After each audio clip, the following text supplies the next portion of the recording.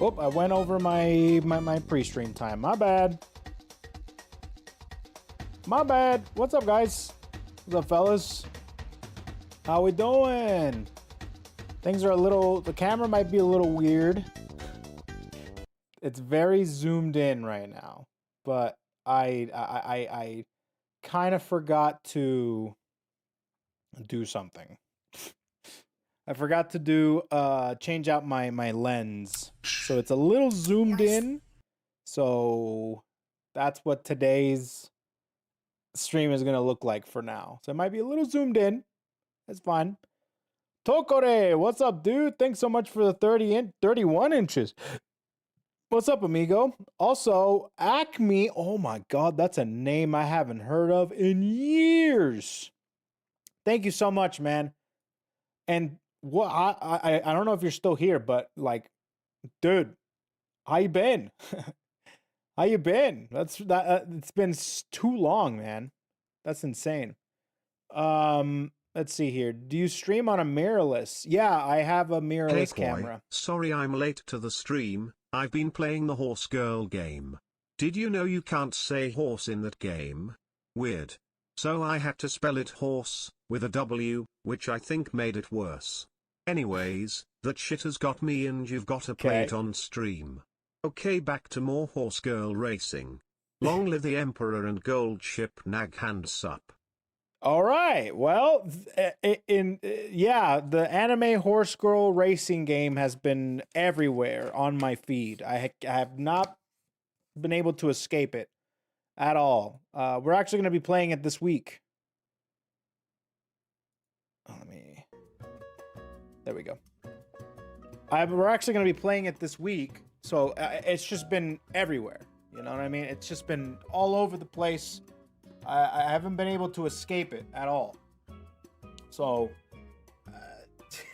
I'm just gonna, you know, play it. I'm just gonna play it.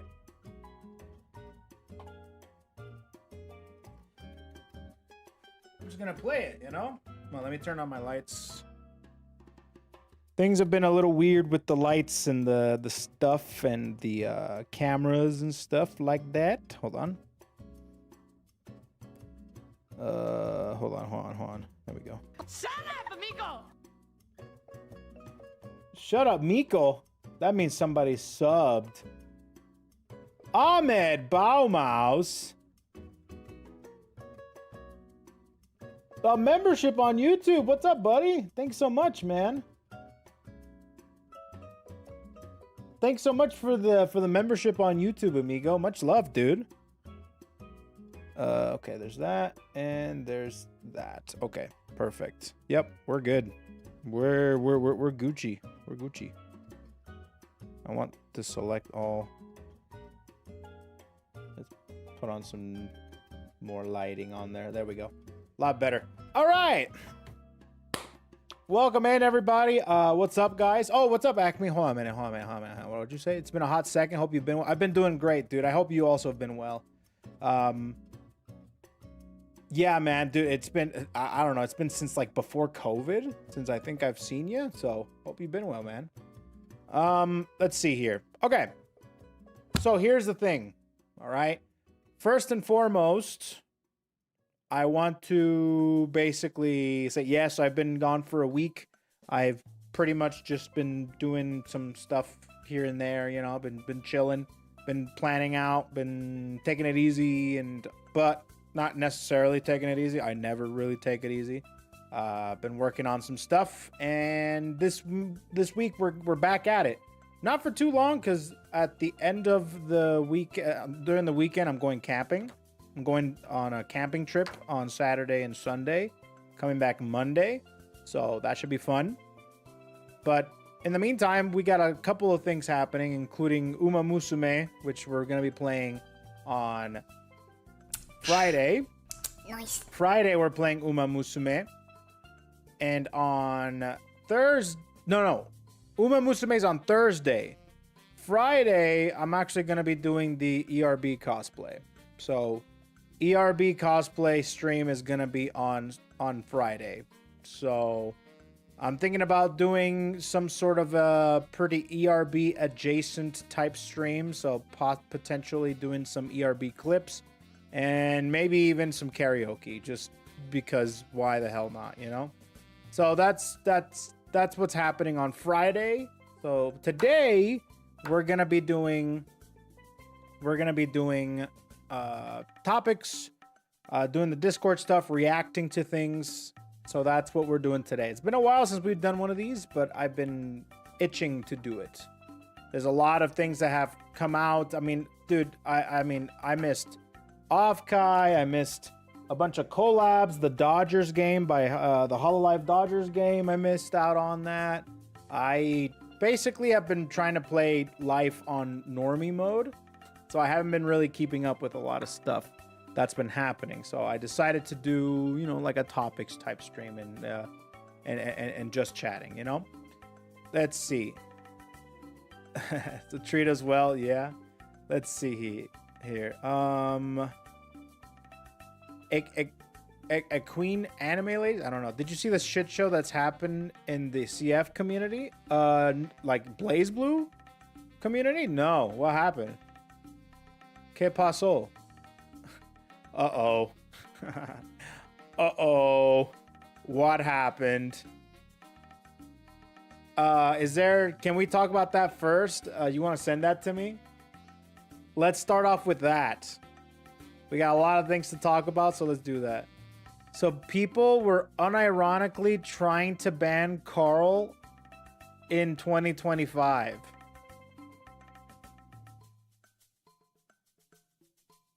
Really?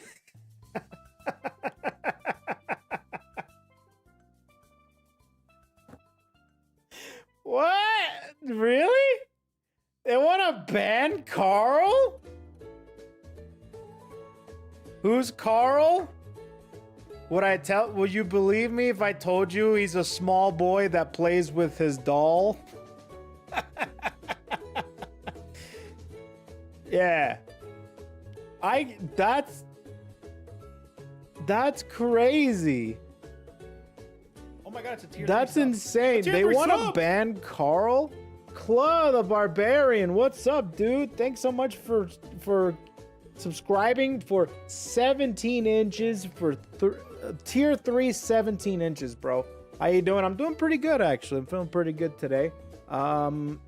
Oh, and also Joker, what's up, dude? Thanks so much. I don't know if I thank you, bro. Thank you again. 30 inches, bro. Welcome back. Thank you, bro. Domo, what's up? 69 inches on that Twitch Supreme. Thanks so much, dude. Can we get a nice in the chat? Because he won a single major in the last 5 or 6 years. Okay, hold on a minute. So, what major was this? Are we talking about CEO? A tier 3 sub! And Modi coming in with the tier 3 40 inches. Okay, what's up, hold dude? Up. Let them cook for a moment. Let's have it so each time someone wins a major, both them and the character are banned from the next major, and then they'll be unbanned the next. This could be funny. I mean, if they were cool, they would do fun things like that, but that's not happening. We all know that's not going to happen. See, so Carl won CEO, and now they want to ban him. God, dude. Why is everyone such a snowflake in the FGC in 2025, dude? Bro, this is a game that it gets played by like max 3 people. And the one time that they actually have a pretty good turnout to a tournament and somebody plays their character, they want to ban them? Carl, dude, there is so much bullshit in that game, dude. Carl is like one of many pieces, okay? It's not like Smash where there's multiple moving pieces when it comes to the... I'm sorry, it's not like Smash where there's one broken character, you know? In Smash Ultimate, you have Steve, and Smash 4, you have Bayonetta. No, dude. BlazBlue is home to so much bullshit that I just don't think banning Carl is even necessary. Carl, don't get me wrong, Carl sucks ass, all right? but so does a lot of other characters in that game. If you were to talk to Japan, they'd probably tell you the same thing about Izanami. Izanami is absolutely wrecking everyone over there in Japan, no matter what. That character sucks ass. But Nice. the best game is Magic the Gathering, in my opinion. I just love strategy. Magic the Gathering, I never played it. Well, I did play it once, but that's about it. Carl is also like extremely rare, which is probably why a lot of people are wanting to get rid of him, because now that nobody's playing the game, all they do is run into the same one or two Carl players that's destroying everybody, right? Crazy ass unblockables or hard to blockables. I mean, conversions out the wazoo, like the craziest freaking corner pressure you could ever imagine. As well as like insane neutral with freaking Nirvana just completely coming in from left field and just ruining your entire day. Who do you hate fighting against the most? I would probably say, you know, Izanami is up there, man. Izanami is an absolute bitch to fight. Obviously, you can work around her and she's been nerfed, but she is an absolute bitch and a half to fight. Arachne as well is kind of a hoe, but dude, Izanami is so frustrating. You know what I mean? I don't like fighting Izanami at all. They released a Google Doc as to reasons to ban Carl. Really?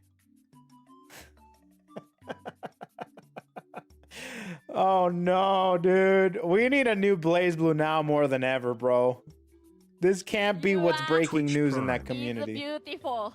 This can't be what's breaking news in that community, bro. We need to have a new Blaze. We need something, okay?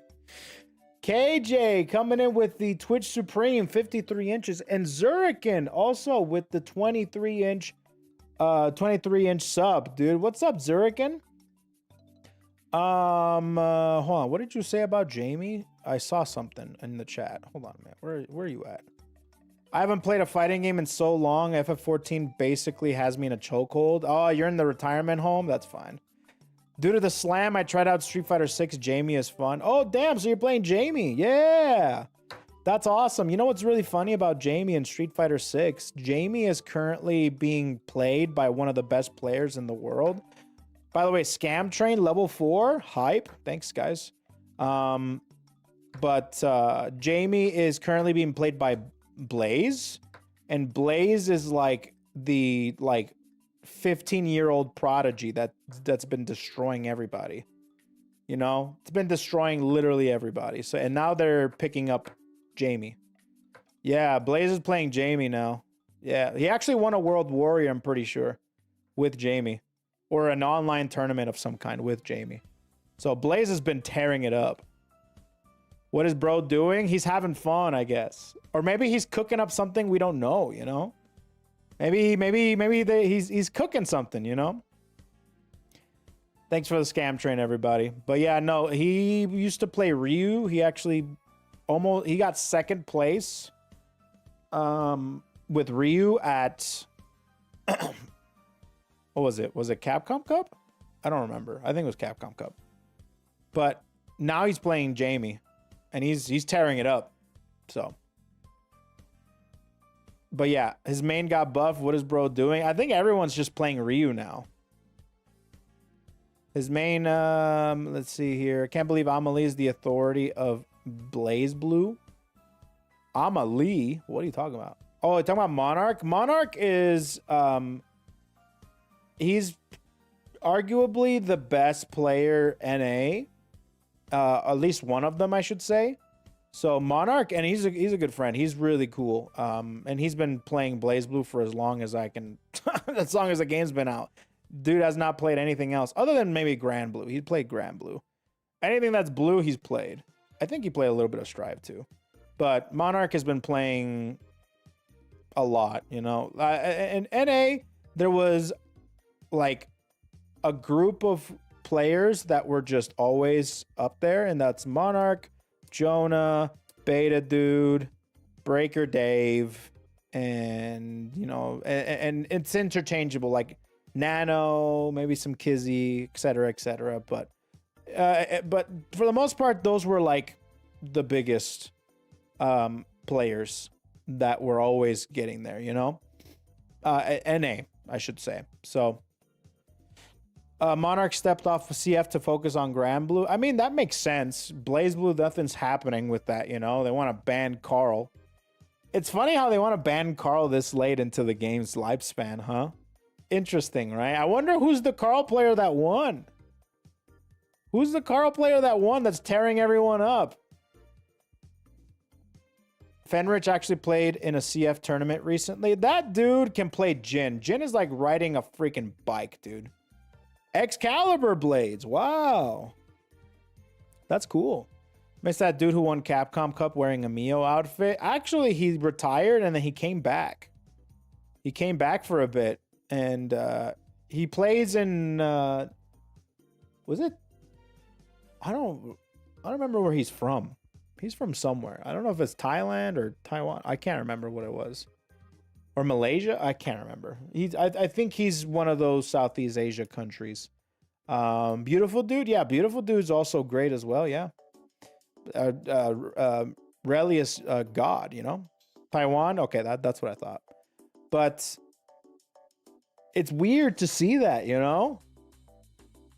Weird to see that, bro. Anyways, interesting news. Interesting news.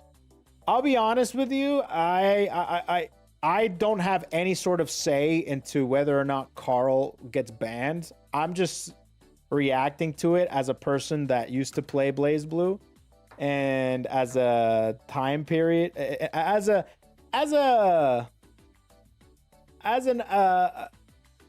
player that occasionally saw Carl and knows that Carl is top 3, 100%, potentially even the best character in the game. Next to Izanami and a handful of other characters that you could basically switch out. I say that it's funny that they want to ban Carl this late into the game. But hell, if they want to ban Carl, I'm not sweating any bullets over it. I don't give a fuck about that guy, dude. That kid can go fuck himself, dude. And his sister, too. So you know what? Go for it. Ban him. I don't give a shit, dude.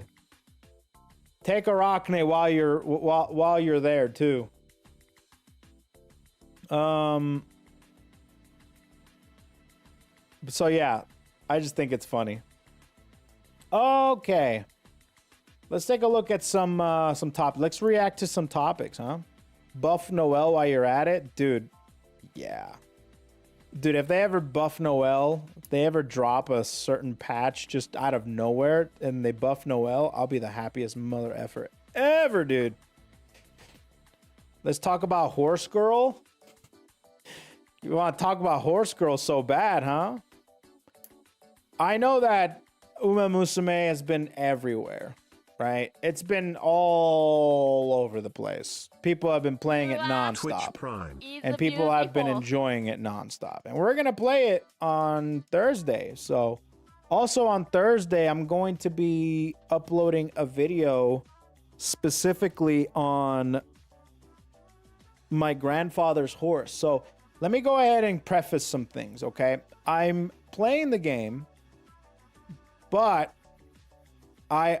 the reason I'm playing the game is I heard about this game, right? And I'm like, it's a gacha. And I'm like, oh shit, that freaking, I don't like gachas right now. I really don't. I used to play them a lot. I don't anymore. I just don't get any sort of pleasure from them. So I heard this was a gacha. I'm like, whatever. But then people started saying that it's literally horse racing in a gacha, which is funny. So I looked into it a little bit more, and then I remembered that my grandfather had a horse, a racing horse, actually. My grandfather had multiple racing horses.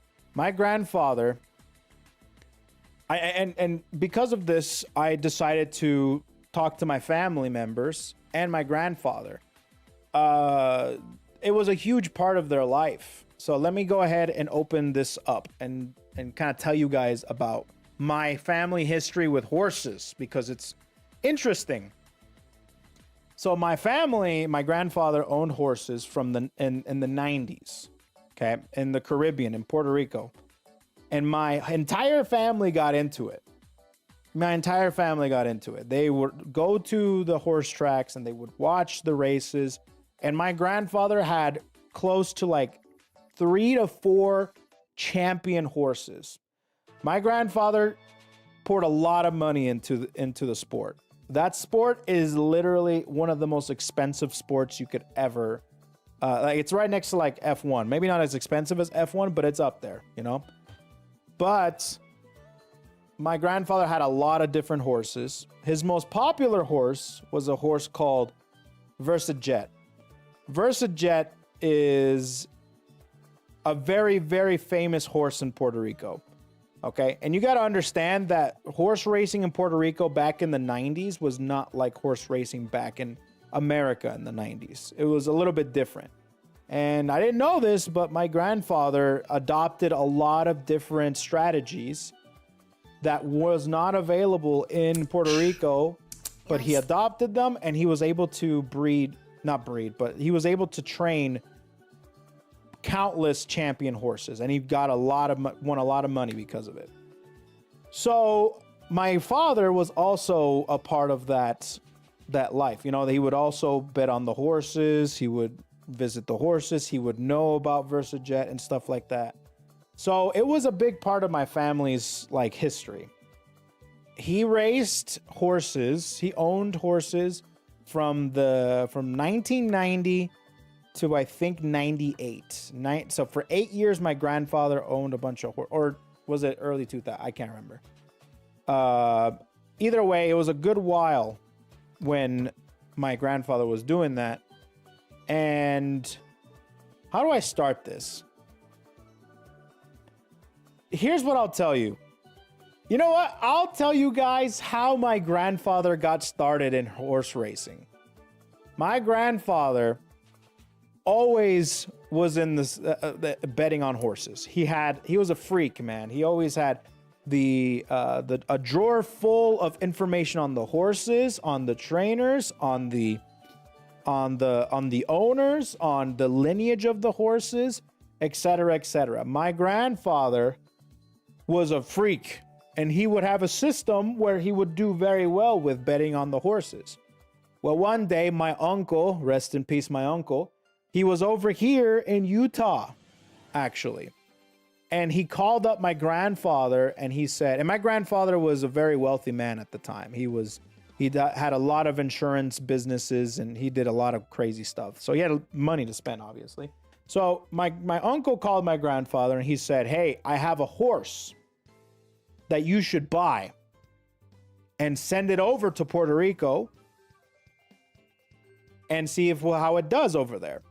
And my grandfather was like, okay, let's do it. So my grandfather bought the horse and he sent it over to Puerto Rico. The horse's name was the most Utah name I think I've ever heard of. It was called like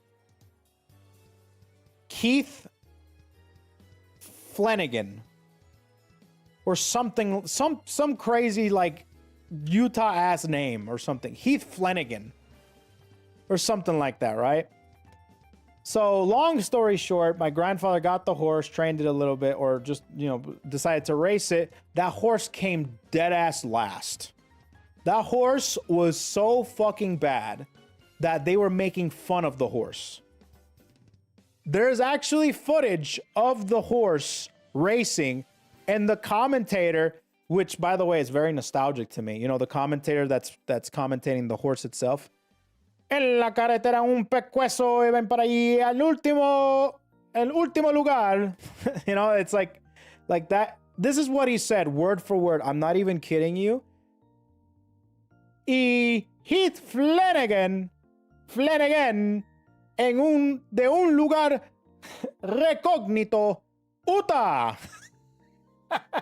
So for those of you who don't know what I just said, un lugar recógnito is slang in Puerto Rico for a place that is unknown or some fucking faraway land, some stupid ass place. Utah. That shit made me laugh. So they were making fun of he's from nowhere, whoever the fuck knows where he's from. So they were making fun of the horse because that horse was bad, man. So my grandfather took that and he said, Recondito? No. Recognito. That's what it is. It's slang in Puerto Rico. I found out about that. So my grandfather took this opportunity, said, fuck this. I'm really gonna get into it now. So my grandfather straight up had a villain arc and started researching a whole ton of stuff. And eventually that led into him buying VersaJet. He had a lot of horses. He had, he had over 50 horses. Over 50 horses he owned that were champion horses. They were also claim horses, and I can go into all that. But he had over 50 horses. Each horse was $500 to maintain in the 90s a month. That, with inflation, leads to $1,200 a month. My grandfather spent close to like over 50 grand a month to maintain the horses. In today's money. Back then it was like 20 something, whatever. So anyways, or was it 50 grand back then? I don't remember. So anyways, but the thing is that those horses would win races, and he would, the horses would kind of pay for themselves. And of course he would pour in some money into there too. So the horses not only won a lot, but they also were a lot to maintain. So his most prestigious horse is the horse VersaJet. And VersaJet is kind of a legend over there because he had a mother that also raced. His lineage was VersaJet, and 10 years prior was his mom, and his mom was called VersaDancer. And VersaDancer won the biggest race in the Caribbean. It's called the Caribbean Classic, or Clásico Caribeño. So this race is, they took horses from Puerto Rico, from the Caribbean, from Panama, Jamaica, I mean, you name it, everywhere in the Caribbean. That's like the biggest race in the Caribbean, and it's in Puerto Rico. So VersaDancer won the Caribbean Classic in 1983. And she was great, and she was awesome. She's just like VersaJet, okay? VersaJet won that same Caribbean Classic in 93. So his mom won the Caribbean Classic in 1983, and VersaJet won the Caribbean Classic in 1993. Now, here's the thing. The Caribbean Classic, only horses that are 3 years old can participate. If the horse is not 3 years old, it cannot participate. The lifespan of a horse, apparently, at 2 years old, they start to learn how to run, right? So the Caribbean Classic is only horses that are 3 years old. After that, you can participate in other races. And there is another really big race for horses that are like 4 years old to something else, right? To like 5 or 6 or whatever, right? So the way that VersaJet raced was, okay, so let me tell you the personality of the horse, because I learned a lot about VersaJet through my grandfather. My grandfather raised from when he was a little baby. Like, he straight up, that was his baby, right? VersaJet was a cocky motherfucker, okay? Extremely cocky, extremely full of himself. But the thing is that he could back it up. Now, when he was racing, he actually could not win too much at the beginning. Around when he was like 2 years old, but that's when you start to race the horses. He didn't win that much. Why? Is because of his balls. VersaJet apparently had big balls. And what would happen is that when he ran, the testicles would go up and right up the legs, and they would hurt him, and he would slow down. You can tell immediately. So what they did is they chopped them off. Usually you don't want to do that because the perfect horse is a winning champion horse that keeps his balls because you can breed him. Unfortunately, that was not the case with VersaJet. So they chopped off his balls. After that horse won everything. The way that he raced was from the time that the whistle went off, when the gates opened, that horse was in front 24/7. No slowdown. He was just go, go, go, go. Now, when it comes to horses, apparently that can be a kind of a bad thing, because when the horses race and they really push themselves to be up front, they get tired. They tire out a lot. So they had to train VersaJet a lot to pull back, to be like, to kind of like slow down a little bit, because not only can they get tired, but they can hurt themselves.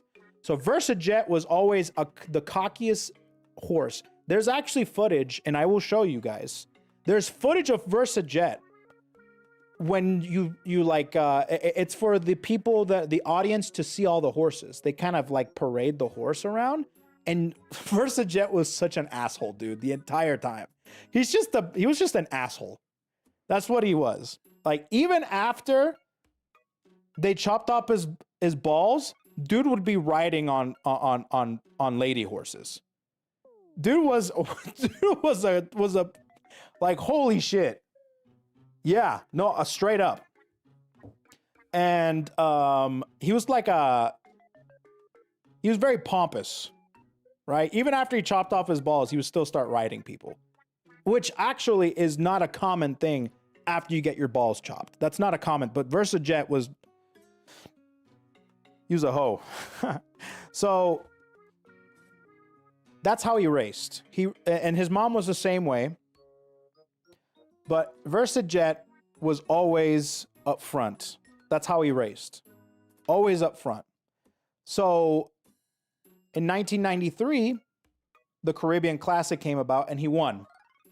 And I can pull up the race right now because I saw the race. The race is insane because VersaJet takes off. Actually, let me see if I can show you guys. You know what? I'll show you guys. There's a lot of footage of VersaJet I found out. I'll show you guys this.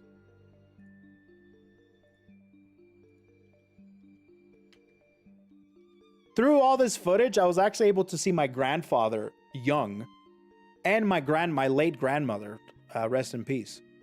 So it was like really like nostalgic to see.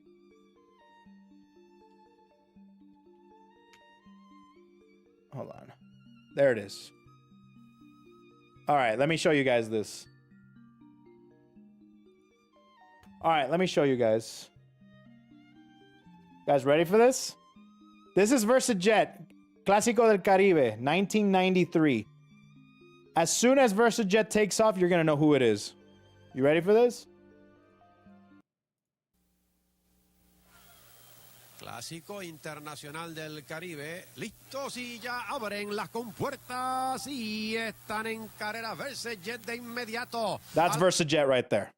That's him. He takes off from the get-go. That motherfucker took off. That's VersaJet. My entire family was in the stands, by the way, at this point. My father, my mother, my grandfather, my uncle, everybody.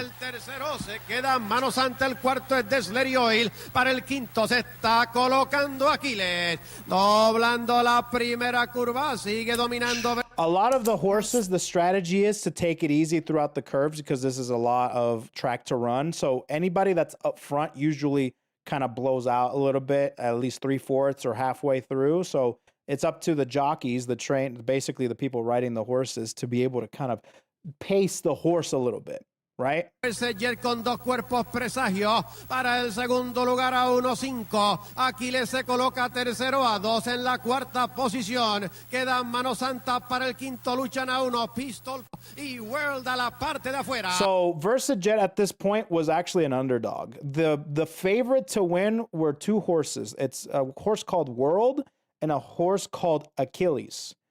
Those two horses were the favorites to win. VersaJet was nowhere near, because obviously they did the whole thing with him losing, and this was after he got his balls chopped off.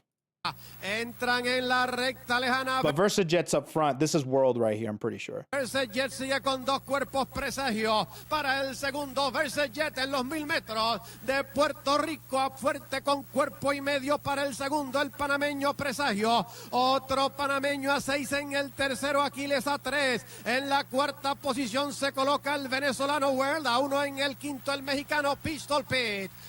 If you see... Sigue VersaJet en los 700 finales. Se despega con 3 cuerpos presagio para Dude, el he just keeps segundo peeling out, dude. En el tercero están luchando World y Aquiles. Falta. Dude, if you take a look at the jockeys, do you see them working the horse in second place? They're like trying to work the horse. VersaJet's chilling. He's legit, he's chilling. 5 en el tercero están luchando World y Aquiles. Faltan solo 500 para el final. At this point, that's when you hear everyone going fucking nuts. And I'll tell you why in just a second. VersaJet sigue con 5 cuerpos World. Afuera pasa el segundo. Para el tercero adentro se coloca Aquiles, pero VersaJet se sostiene.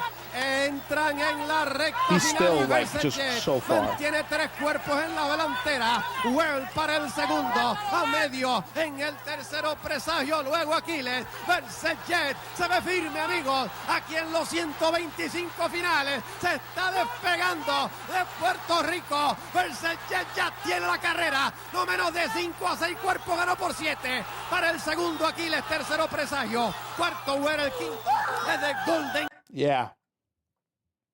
VersaJet just cleared everyone, dude. It was crazy. So here's the thing about VersaJet. The last horse that won a Caribbean Classic that is from Puerto Rico was his mom, Versa Dancer. So VersaJet was the next horse that's from Puerto Rico that won the Caribbean Classic, which is why everyone was going ballistic. Because not only did he win, but he freaking blew them out. Now, here's the thing about VersaJet. Okay? After that, oh, dude, ballistic, right? Okay, so here's the thing. He wins the Clásico del Caribe in 1993. VersaJet's not done yet, okay? The year after, my grandfather raised another horse that was also a championship horse who won the Clásico del Caribe in 1994. His name was Golden End. Let me see if I can find it.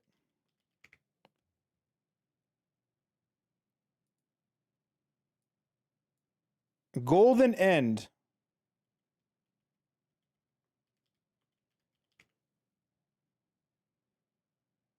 There we go.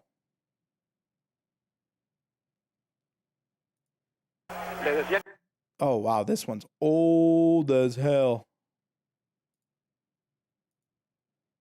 This one's so old. My God. Let me see if I can find that race. Hold on.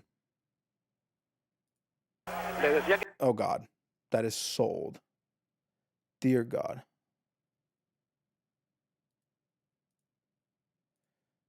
Let me see if I can find another one. Where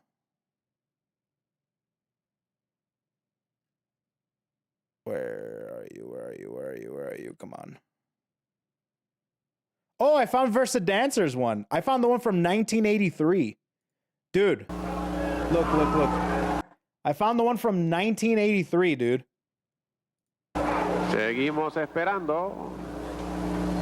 Y ya abren las compuertas y están en carrera. Versus Dancer de There's Versus Dancer, just like his son, dude, like mother, like son. Dancer con medio cuerpo Oh Lucero. no, that's Versus Dancer. Ahora se le empareja en los primeros 200 metros. Versus Dancer lucha con Lucero a cuerpo y medio. Yeah, the favorite was Lucero.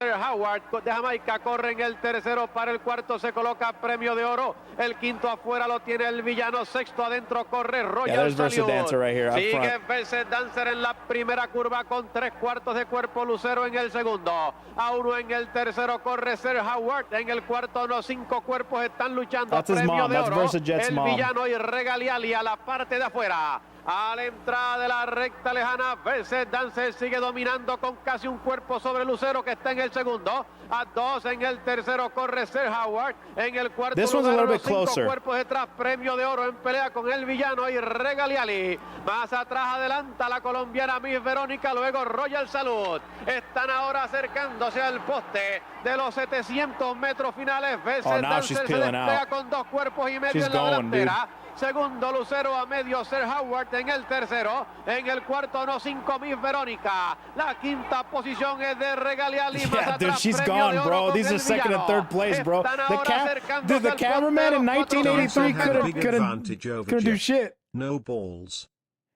No ball, yeah, true, no balls, dude. Sigue Versus Dancer abriendo ventaja, no menos de 8 a 10 cuerpos a la entrada de la recta final. Versus Dancer por 10 cuerpos. El segundo de Sir Howard, el tercero es de Miss Verónica. Aquí en los 200 finales sigue Versus Dancer galopando en la delantera. Miss Verónica pasa el segundo. En los 100 metros finales sigue galopando Versus Dancer con no menos de 10 cuerpos. Dude, Miss look at that. Y Blackaman de Colombia lucha en el segundo. Ganó Versus Dancer fotografía. Ganó Versus Dancer fotografía. Yeah, dude. So Versus Dancer was just like her son. Exact same. Can I always just up front say and just shouts peels out to the people who upload old shit to YouTube, but also, who the fuck uploads old horse races to YouTube? Is there some old horse race community? I don't know, but I'm very happy that they uploaded it to YouTube because now I can see it from, I can see it. So, with that being said, this is what I'll tell you. So in 1994, all right, I won't find it right now, but in 1994, like I said, horses from 3 years old will race in the Caribbean Classic. Horses that are 4 years old to like 4 to 5, 4 to 6, around there, depending on the horse, will race in another race that's equally as important as the Caribbean Classic. It's called La Copa Confraternidad.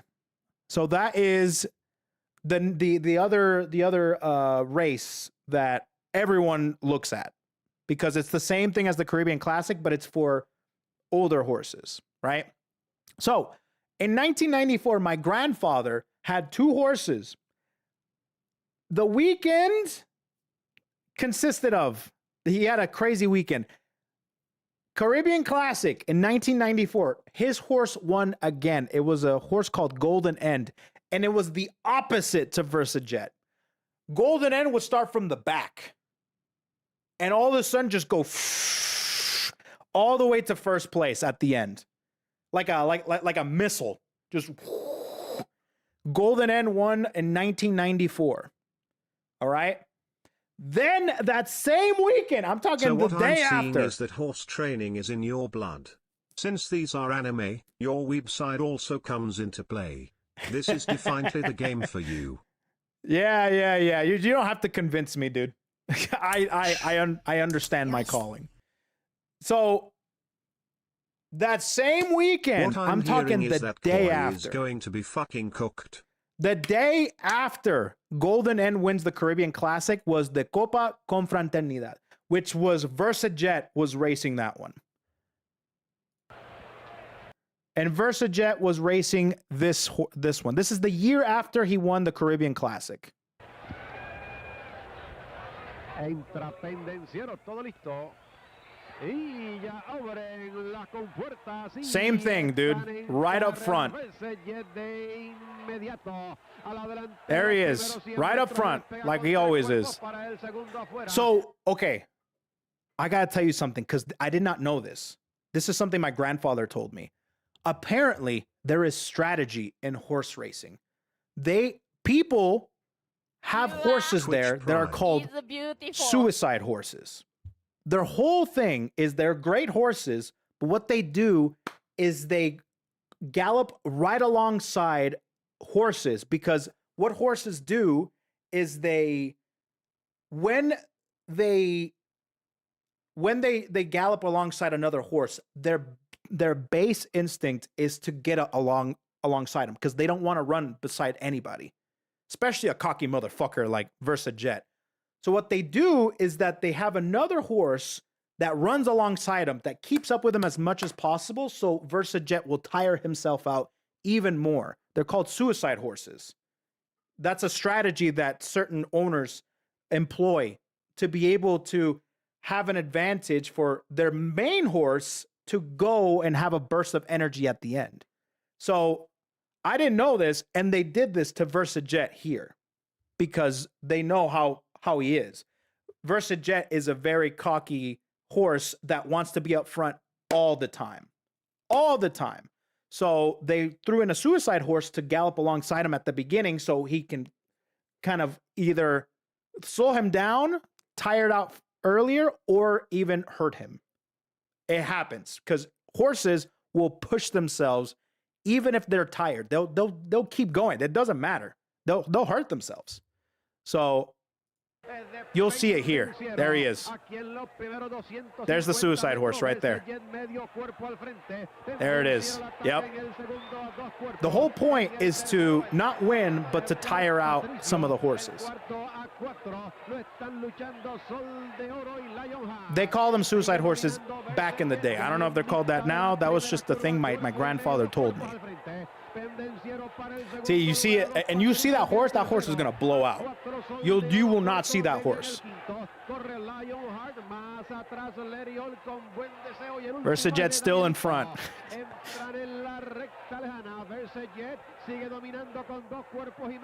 Yep, still in front.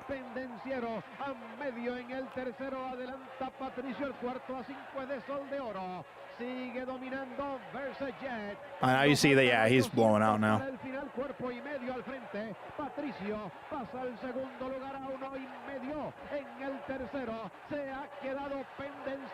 Yeah, he's gone, bro. That horse is tired. He's gone.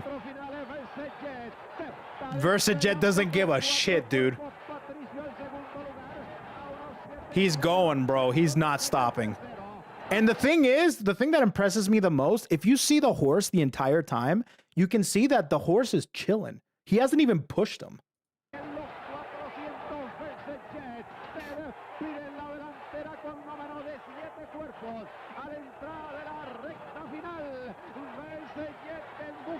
Yeah. And remember, this is the 90s, so this type of stuff was very common. Look at that. God damn.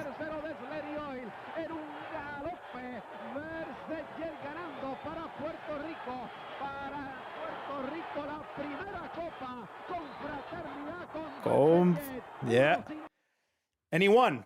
He won that same thing. And to this day, this is the part that impressed me. To this day, there has not been one horse in the Caribbean to win the Caribbean Classic and the Copa Confraternidad.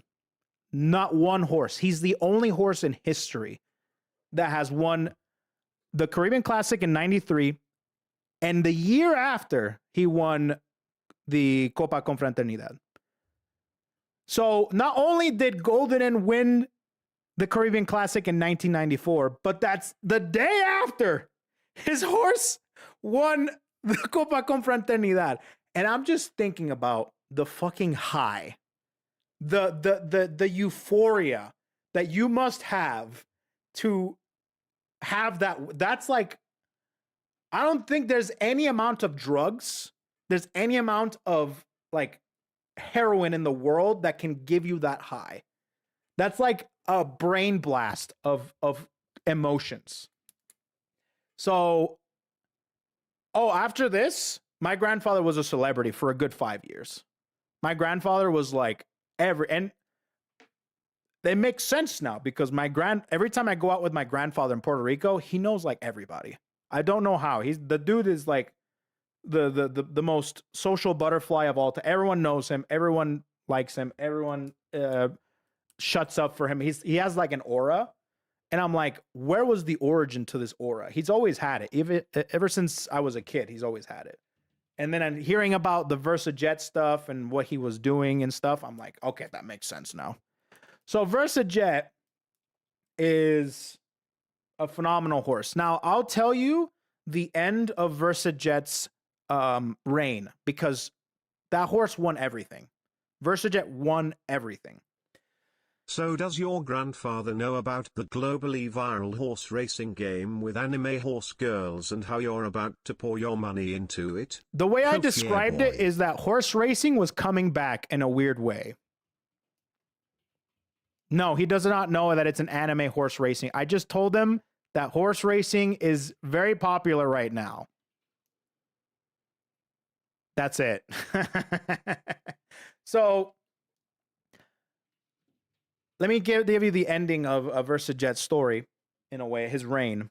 All right. The year after, 1995, he was still winning everything. It was a race, and it's on YouTube. He lost this race, and it was a race versus this horse called Bandit Bomber. Bandit Bomber was a horse from America. No horse in the Caribbean could touch VersaJet. Bandit Bomber was from America, and he was a year younger.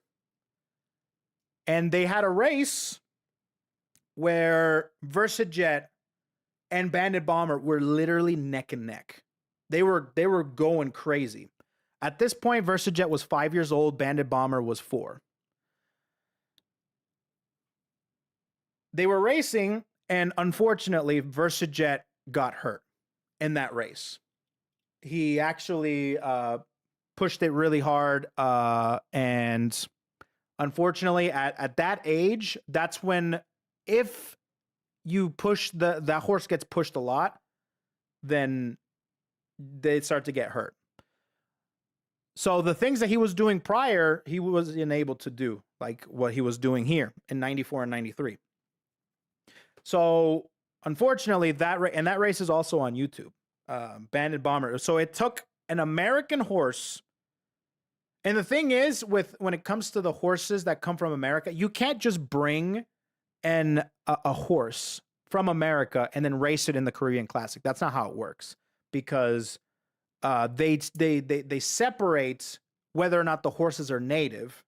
Because obviously, if you bring a horse from America, you race in Puerto Rico, you're going to make a lot of money. So they separate a lot of stuff.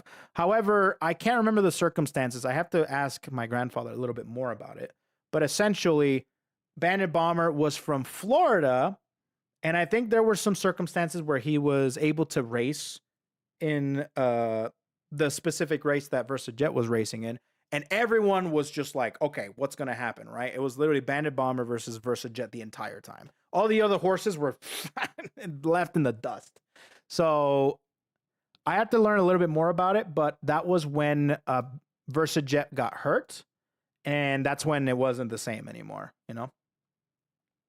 How do you move a horse around the world by boat? I actually don't know. That's a good question. That's probably something I would probably ask. What's up, Fruity Boy? How you doing, buddy? From what I heard, there used to be a similar system with JP horse racing scene. Yeah, exactly. So that was kind of like when the VersaJet thing stopped. But my grandfather still had a lot of horses that were champion horses. They still were winning like Caribbean Classics and stuff.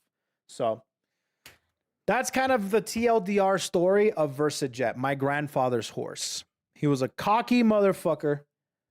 Got his balls chopped off because they were too big, and he was an asshole. So that's kind of the story of VersaJet in a nutshell. I'm going to be making another, like an actual video kind of retelling all this stuff, but with more facts. But that's kind of how VersaJet's story goes. not PR history. This is specifically my grandfather's champion racing horse. Because Uma Musume is like a really big thing going on right now, and I mentioned that VersaJet was a big horse in the Caribbean, and I learned a little bit more about him. So pretty cool. VersaJet sounds like Gold Ship within the game. I don't know about Gold Ship or about a lot of the horses, so I'm excited to play the game and learn about the horses more. So yeah, should be pretty fun. Florida horse was Bandit Bomber deranged. I don't know, man, but he was like a stallion. He was like a black horse. Also, VersaJet was just pure muscle. That horse was a pure muscle, pure cockiness. The shit Gold Ship has done Earl sounds made up. It's incredible. Oh yeah, that's good. I sent you a private message about a personal matter. It would mean a lot if you take a look at it if you have time. It's just staying between us. Oh, sure. Interesting. I don't usually do that. But anyways.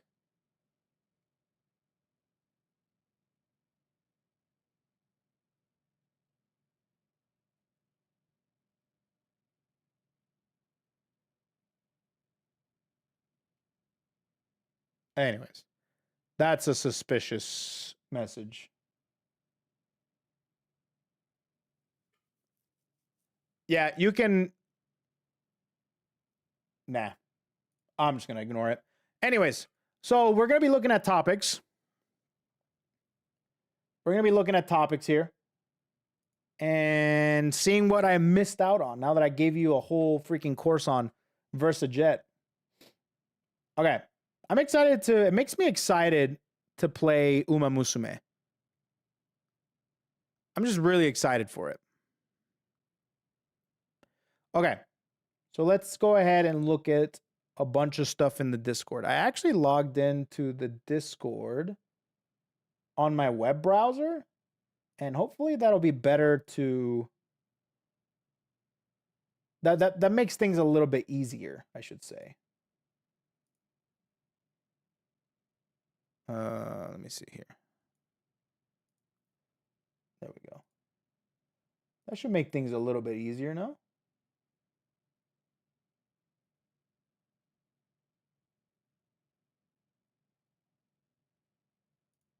Yeah, it should be here.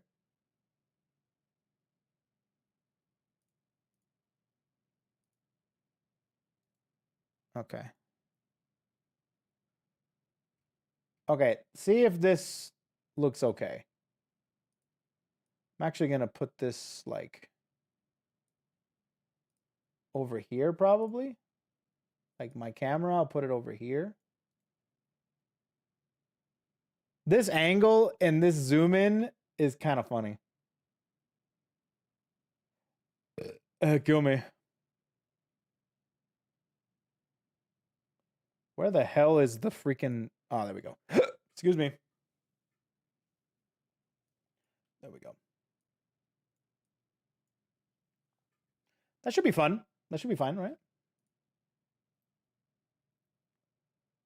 And then properties.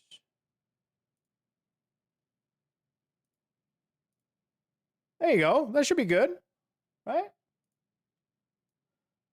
Get rid of all this because we don't need to know about that.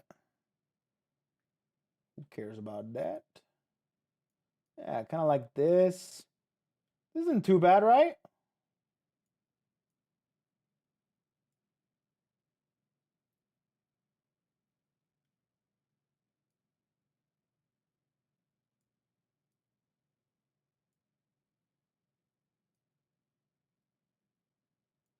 Yeah, that's not too bad.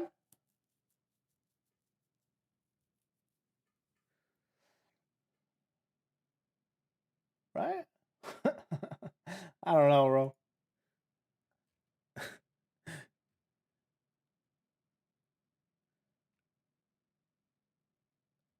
I get distracted really easily, chat. So if I start doing stuff Jingle. I need to have like some keys jingle in front of my face. You ever feel like you need some keys, like to be jingled in front of you, to like, hey, eyes up here, type stuff, you know? There we go. That one's better. That's better. You guys can see that, right? Yeah, you guys can see that. I'm viewing older messages. Stop reminding me, dude. Okay, and then do this. And then do this.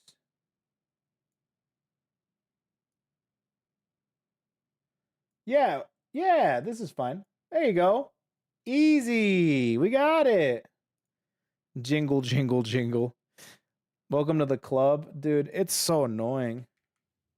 So annoying. I do think that streaming gave me some form, or either it gave me or it worsened my ADHD. Because I used to not think I had anything wrong with me. And then I started streaming. Now I think a lot of things are wrong with me. Anyways, so what's been going on? Let's see what's going on in the topics, right? Let's see what's happening here. So, also, I saw something and I kind of want to see it on the Discord. Hold on a minute. It's right here. What did you guys do? Hold on. Where is it? It's... Where the hell did it go? Ah. Vision allows your imagination to see something before it can actually happen. Envision something, you'll go after it, you'll get it. Nothing feels worse than saying can't, actually can. Friends, it's the worst feelings a human being can ever experience, because it stays on to you, it never leaves. Follow your vision, whether it be practicing the guitar, practicing medicine, building a YouTube channel, hell, even asking people. Never, that's cute. Ever let any cannot follow. All right. Okay. Okay. It was nice up until a certain point. It was nice up until a certain point, you know? A couple of certain points. Oh man, I think yeah, there's a lot. So there's a lot of stuff that I see on here that I'm like, it's okay. We don't need to talk about this stuff. But I think we made it to a couple. Wait, there's a new Little Nightmares. Okay, maybe I don't have everything. Should have put Ko's butt for the second to last shot. You know that's your vision, okay? I'm not gonna tell you how to do your vision, dude. I did my job. I let Jesus take the wheel. That's been announced for a while. I don't think I've seen that. But that's cool. Little Nightmares 3, huh? So, yeah, apparently there's a lot of Metal Gear Solid. No, I'm sorry.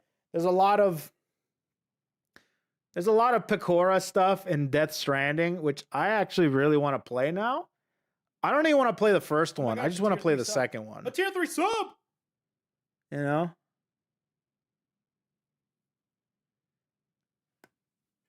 For sure, for sure. Vanger coming in hot with the tier 3 52 inches. Much love, dude.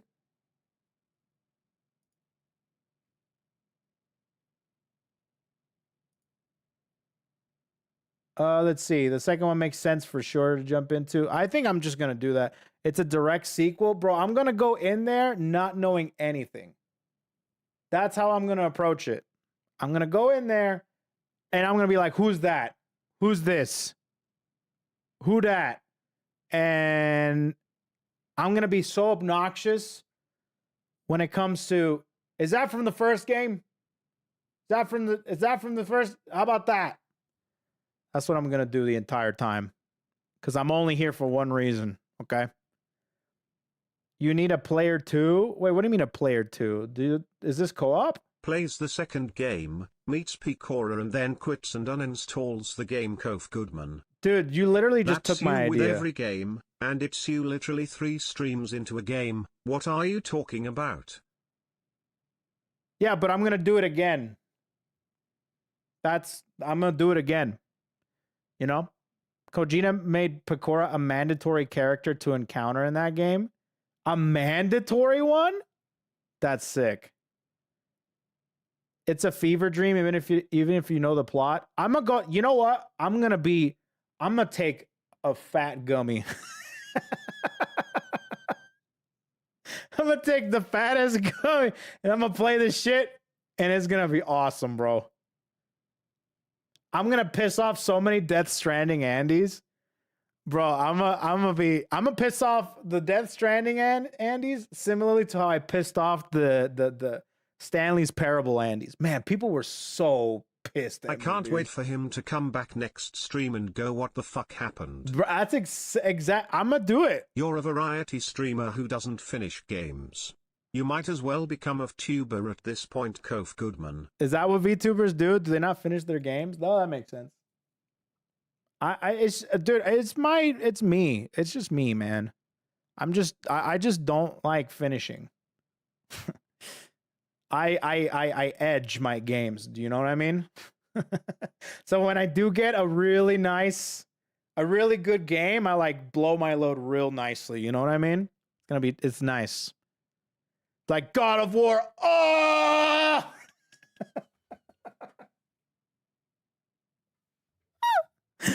Anyways, so this is gonna be a good game to play, in my opinion. Okay, it's gonna be a good game. I have no idea who this character is, but animating its emotional breakdown and is a diabolical way to guilt the producers. Where's brother Tiny Sheffield? Hey, Black whoa there, Black doing? Ready to cook up some more episodes? Black got a brilliant blanket. Cancelled? Bloody me cancelled. But listen, Bluey had training, but you behave on set by promise. But I have black ears that will blow your minds. I've been. What the hell is this? But with Brother Blebby. This is the Pillsbury Doughboys' Italian cousin? Brother Jen. Cake. Patty. Bremke. Where? But all my friends. Right. I understand. I love you too. Bye.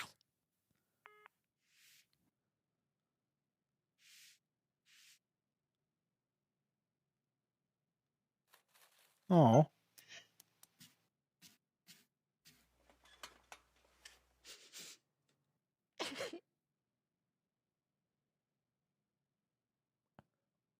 Wait, so Tiny Chef was a show on Nickelodeon that got canceled, and then the producers made this? What a move. That's a power move. That's a power move, dude. I've never seen this before, I though. still think Uncle Grandpa's response of him just putting a gun in the character's mouth got the same effect across. Also, Tiny Chef has gotten so much support it'll be continuing as its own thing. Oh, really? Tiny Chef was a show on Nickelodeon that ran for 2 seasons. It won an Emmy, and after that got canned. Bro, I really hope that this becomes like the Scrub Daddy of Nickelodeon shows. I want this, like, was Scrub Daddy on Shark Tank and they kind of refused it or something? Or was it the opposite for that? What was a product that got refused? Oh, the Ring. That's what it was. So the Ring doorbell, which is a video camera doorbell, that is a huge. Everyone everyone has one, right? In America, at least. They refused them on Shark Tank, and they became like the biggest thing ever. It was like one of the biggest fumbles that Shark Tank has ever done. So I really hope that this is another situation where Nickelodeon just completely kicks themselves in the ass for not keeping Tiny Chef. I hope so. There's another video of him playing Painted Black in his ukulele. Really?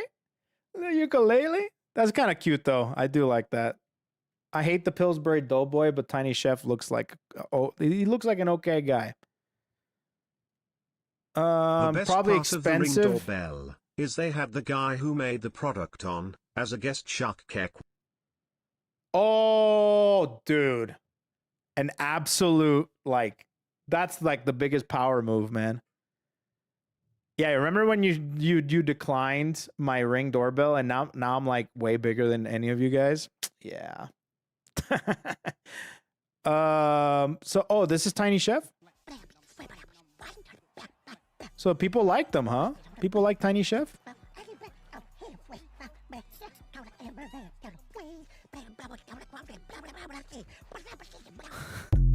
Wait, that was the Kendrick Lamar dance, wasn't it?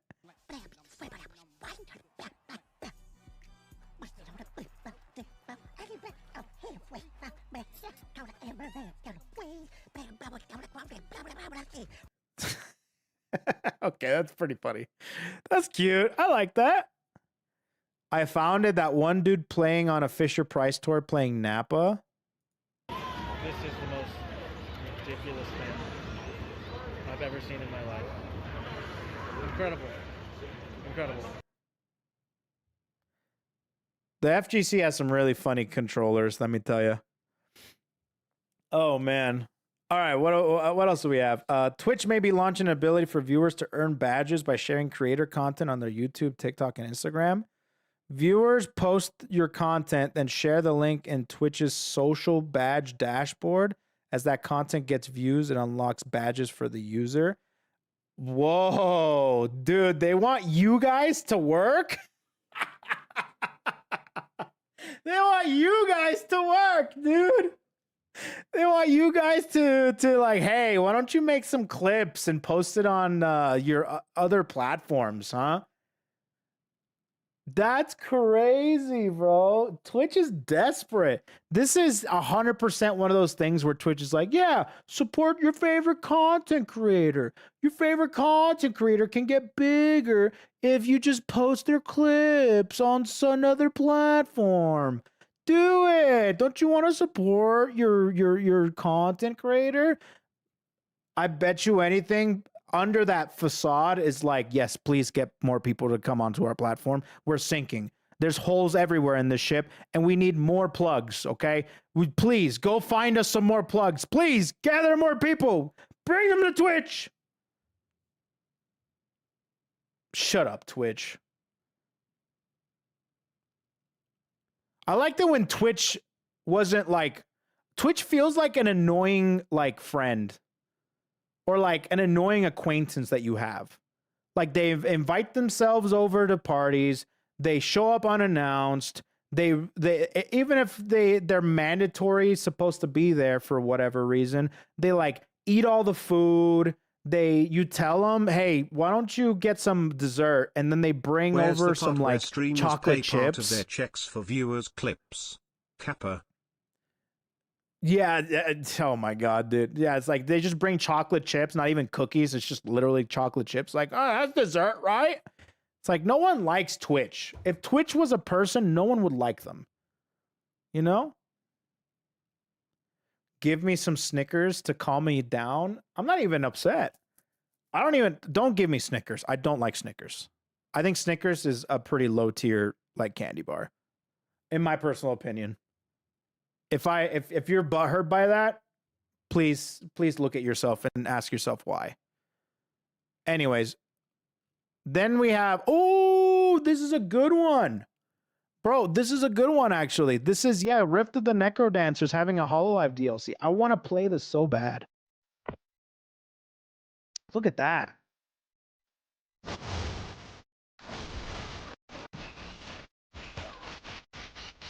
Whoa.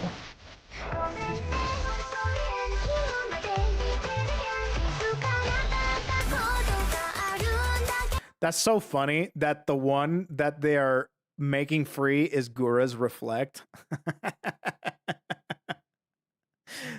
That's the only one? I wonder why.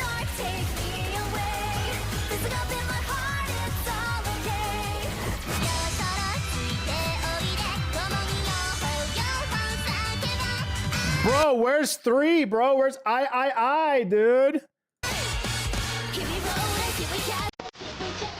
Oh, play dice, huh?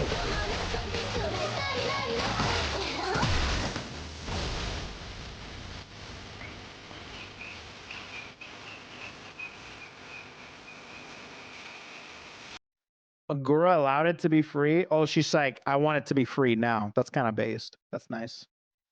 That's kind of based. Oh yeah, I did see this. I did see that Giga left Vishojo. I don't know, man. Senna's version of 3. I no, I haven't actually. Probably so they don't pay her royalties. Probably a lot of reasons, but I thought initially it was because she's gone now. But if it's because she said so, that's kind of based. Yeah, Zen, I know Zen, Giga left, and that makes 3 total that has left this year with Mata. Then, yeah, so there's a lot of them leaving right now. And I think that's primarily from what I gather. A lot of people were talking about it, and I think they've discussed it too. It's just that they basically want to do their own things. Giga in particular, apparently, she was already managing her own stuff in a way, and she kind of is like, okay, I don't know why I'm in a group. I'm very much paraphrasing. I'm very much like leaving out a lot of stuff. I didn't really look into it. I'm very much in the mentality of, okay, well, she's going to be doing her own thing. It's still Giga, you know, she's done it before, and it's the same thing, you know. Them joining Vishoja really doesn't affect like me, or it really shouldn't affect anybody, because they're still really good friends. They're still going to hang out with each other. The only difference is possibly some things behind the scene, right? So like in terms of funding projects, and in terms of getting things put together and stuff. So Zen also is the same way. She wants to do her own thing. And to be honest with you, all 3 of them are going to be just fine. They all still hang out. And that's the part I care about, really. I don't care about the behind the scenes stuff. It really doesn't matter to me. It doesn't affect me, and I really don't want to know about it. What I care about is specific. It's not until like things get really out of hand where I decide to care about it. But for right now, I don't really care about it too much. So I'm, yeah. I don't know if that means that they're gonna have some other people coming in, or if that means there might be some other people leaving as well. I don't know, but we'll see. Mata has a cult following. All of them do, dude. All of them do. What is this? Omona. Wow, look at these bags, dude.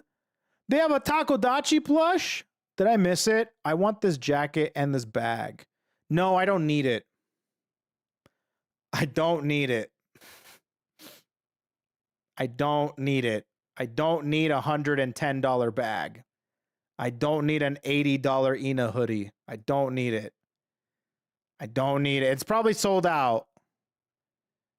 Online late summer 2025. Never mind. Shit. No, I don't need it. I don't need it. But you do want it. Yes, I do want it, but I don't need it. I don't need it. What do we have? Rapper Curtis Jackson or 50 Cent has seemingly rubber stamped a report that indicate he's playing Balrog. 50 Cent is playing Balrog? Huh. It's gonna be cool. Cool. I'm excited for that movie. Careful, I want to see what SpongeBob. it's gonna be like. Careful, SpongeBob. Careful, SpongeBob. Careful, SpongeBob. Careful, SpongeBob. Careful, SpongeBob. Careful, SpongeBob. Careful, SpongeBob. Yeah, apparently there's a Street Fighter movie coming out. Anyways, Yago spent 90 minutes in this room every business days waiting for Hollow members to come in and have a tea chat with him. He really wants to improve communications with his talents. It's clearly working. Cool. Totsumachi. Oh, that's cute. That's cute. Well, cool. Oh, speaking of which, yeah, a new VTuber came out. Yubari Ray. Yeah. We kind of talked about it briefly, but yes, I did see her debut. And it's pretty cool, man. They went there and got Nihongo Jozu'd. She's been Nihongo Jozu'd a lot. Let's see here. New? She is new. She is. New game, Bad Cheese. Casio and Steamboat Willie style. Bro, another one like this? They saw that Mouse Detective Oh God. Ozzy? Where are Oh. you? I don't remember this part of the house. That must be Momsy. What a scary, scary nightmare. Spider legs. Maybe I'll hang around the house and answer will come. That seems like a cool game. It's horror type, but I can't see myself being scared at this. But the boss man himself makes it even funnier. Yeah. Talk about Saba and how she broke 1 mil in 2 days. Yeah, that happens, dude. To be in Discord to send videos. So this isn't videos. This is just me looking over topics. So these are been curated. So if there's any new news that has come out and you want me to talk about it, you post it in this channel. But a lot of people tend to just post a lot of videos for me to react to. And I'm like, that's not what this is.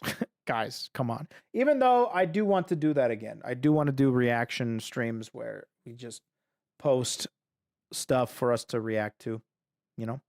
Disney threatening to sue. No, because Steamboat Willie is public domain now. I think.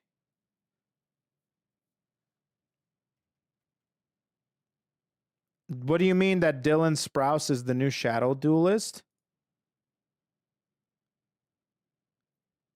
You mean like a Yu-Gi-Oh? I didn't know that.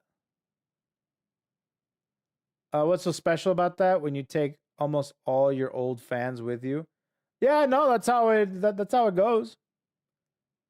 I mean, like, the thing is that if there's anybody that would do that, it would be Saba. Saba is the one that would do that.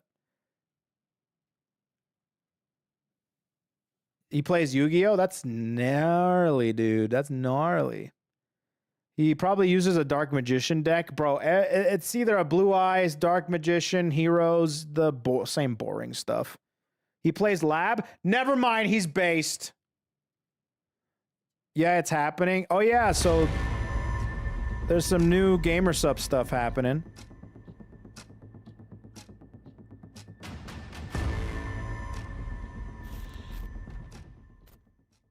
Yeah, there's cans. Do you like the design of Saba? I mean, it's cute. That's it. It's like Gura, you know, like it's cute. That's about it. I look at it the same way I look at like Anya. You know, it's like it's cute little girl. That's it. Or like a puppy. Yes, you can play Shadow Duelist at like big tournaments, and they wear the mask so you don't know who it is until the event is over. Oh, that's cool. That's cool. I didn't know that. Her fans Catfished her fans? Wait, what do you mean? Oh, did she say that she was going to be a shark? And she's actually like a catfish?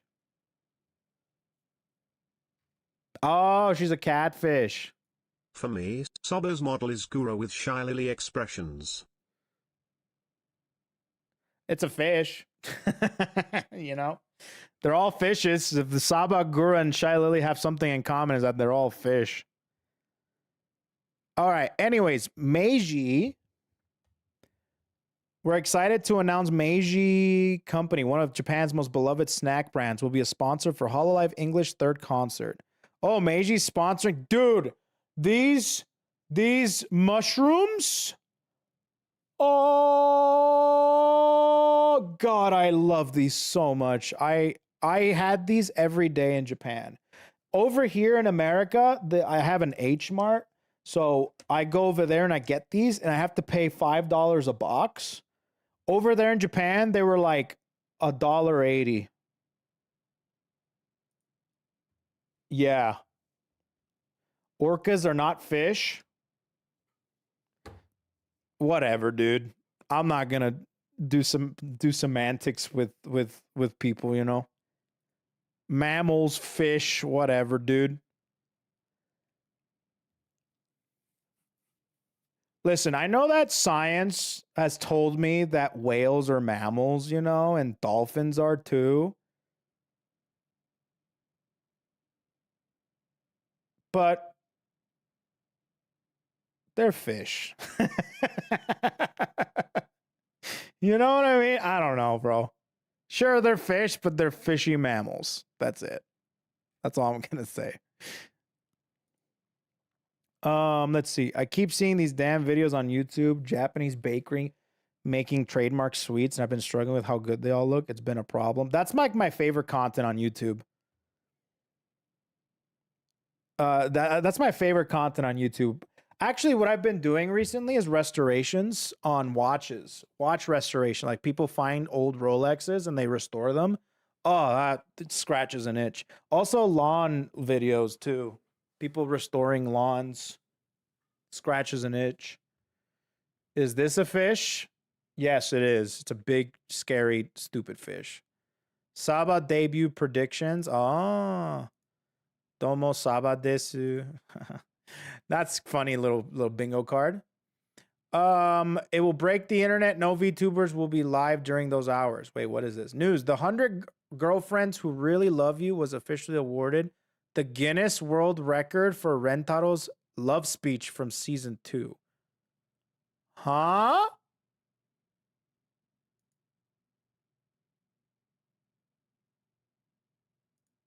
Okay, has anybody seen this show? Is it like, you know what? Never mind. Don't answer that. We're just gonna move on. Don't worry about it, you know? Don't worry, I don't even all care. Of that in one sitting. In one sitting? Damn, dude. It's like reading a book. It's pretty crazy. Dear Lord. Okay, well, this is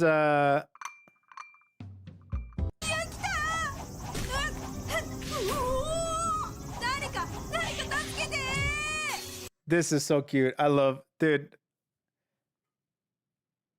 She's great. I love Ray. I know too many people called Ray, dude. Otsuka Ray the After watching that Froggy clip, I was like, I was about to call him like never mind. Ray, and then you have Rubody Ray. You got so many Rays, dude. And then here's the Zentreya leaving. Yeah, this one was a big one. I think Zentreya leaving was a very massive one for sure. July 11th, I'll be leaving Vishojo, new opportunities. And, you know, I had talked about this already, but yeah. It's a chapter closing.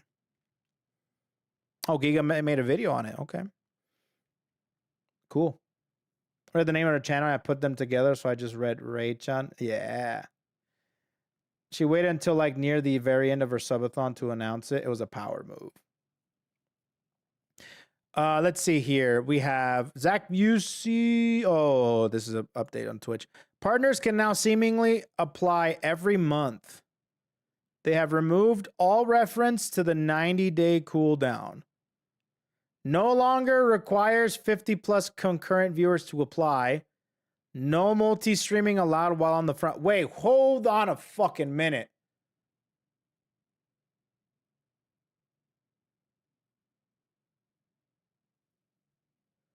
God, I hate Twitch. I really just, they seem like a desperate, like you can smell desperation.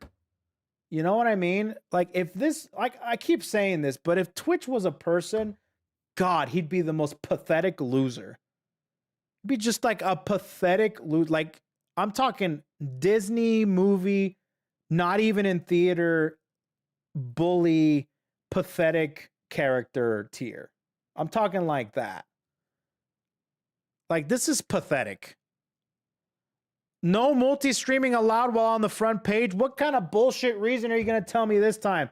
Oh, it's because of some stupid thing that you don't want to have the YouTube or a Twitch stream on the front page be on YouTube or whatever, which is really fucking rich considering that they host the Game Awards all the time and probably League of Legends finals and worlds where they stream on YouTube and on Twitch, and they don't seemingly give a fuck about that. Whatever. Twitch is pathetic. Pathetic losers. Let's see. Didn't expect Doobie to do a Rhythm Heaven cover. Oh, that's nice. You hear of shooting yourself in the foot. Twitch pulls the grenade pin and drops it on their foot and then screams after blowing off their whole leg. True, bro. True, dude. It's pathetic, dude. It's just pathetic behavior. Money, it's So when stupid. are you going to kick? Never, dude. Kick is also pathetic. Everyone's pathetic, dude. Everyone sucks ass. What is this? Excited for the new era of live 2D models that have a specialized pose and rig, but add much more immersion. Oh, that's pretty cool.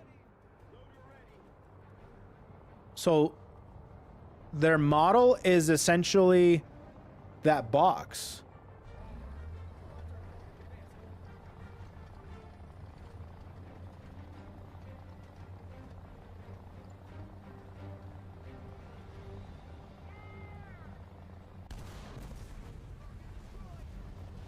That's pretty cool. That's pretty cool.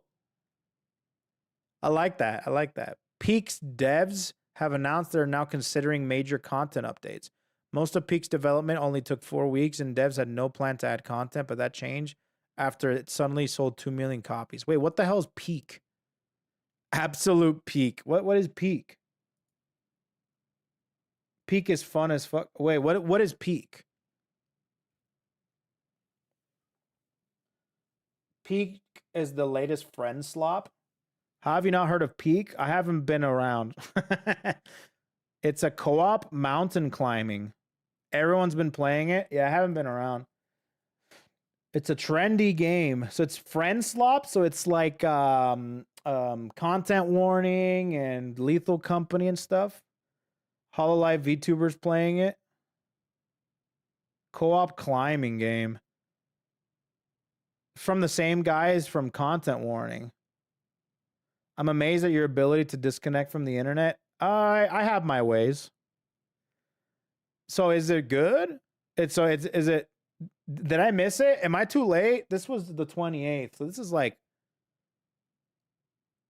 is like almost 2 weeks ago. Am I too late? Well, no one's invited me, so that's fine. But maybe I should nah, I don't know. I don't know, bro. I gotta worry about other shit. I got a bunch of other stuff to do. Too late. No one cares anymore. Okay. I'll keep that in mind. I gotta finish Final Fantasy. And I gotta play Expedition 33. And I gotta... There's a couple other things I gotta do. Yeah. Yeah, Factorio. Yeah, I gotta do a bunch of crap. So I'll definitely do that. You ostensibly... Don't play it. Knowing you, the moment you touch it everything will go wrong, given your track record.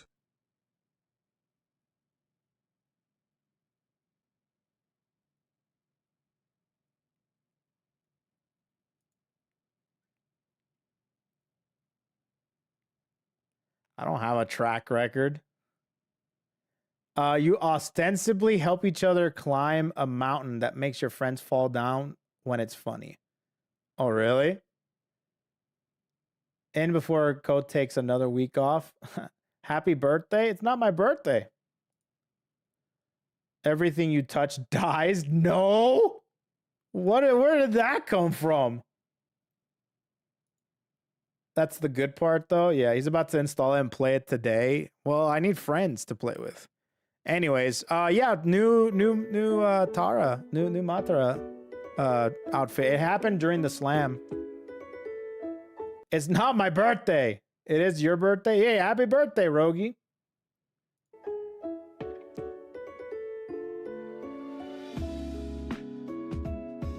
Nice outfit. Looks awesome.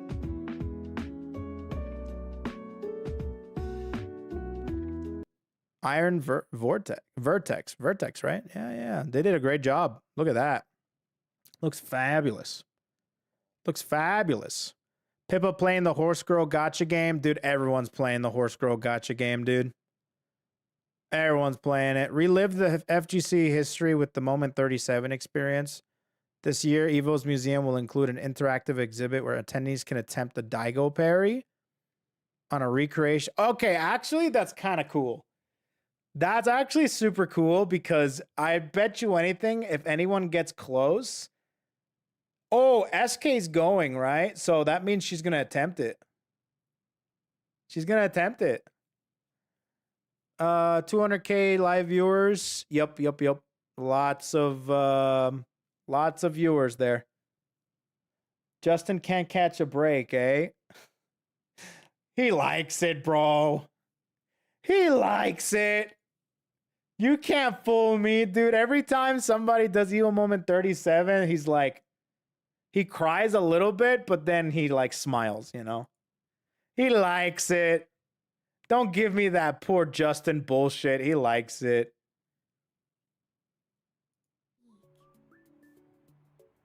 Yeah, no, you can't read that. What do we have here? Live 2D rigging. Damn, nice. Nice, I like that. Hollow Village. Teaser trailer for the upcoming Hollow Village. Oh, shoot. No, is this Animal Crossing Hololive? Stop, dude.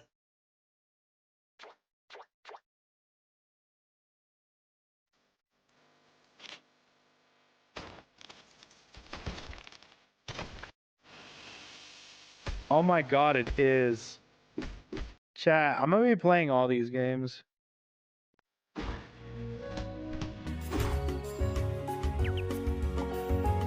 And I'm gonna play it and not even acknowledge that it's Hololive. I'm gonna be like, what do you mean? This is a perfectly normal farming simulator game that I picked up of my own volition because it looked great, right? I didn't even know it had Hololive characters. I didn't even know.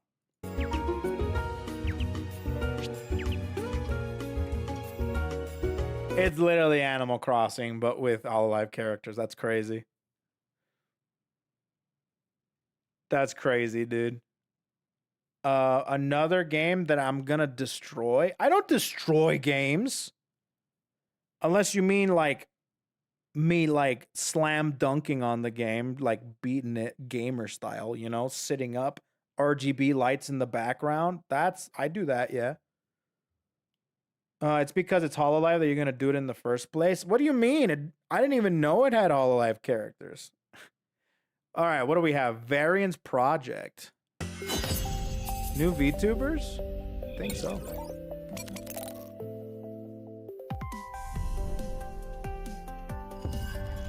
Let me see these.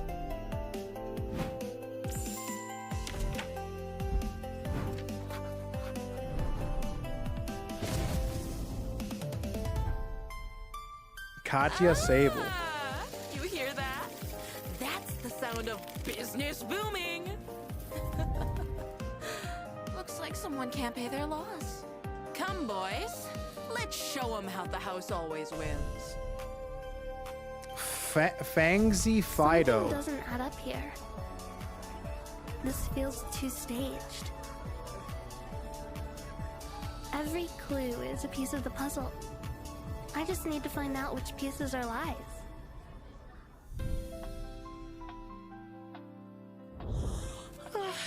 I always wanted to know if I could recreate the shots that anime characters do when they get introduced.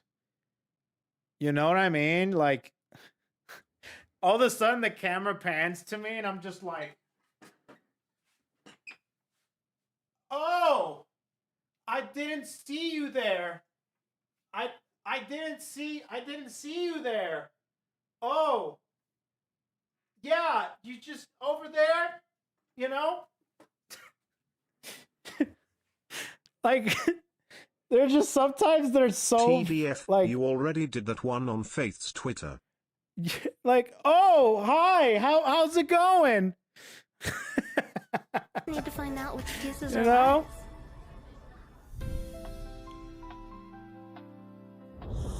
Oh, thank God this was the last batch. Someone clip that. We can make him Good work cringe today, later. everyone. Let's clean up and go eat some cakes. Hey! I said clean up first. Wait, no, get back here. I just thought of one. But I don't want to do it because I'm not wearing shoes.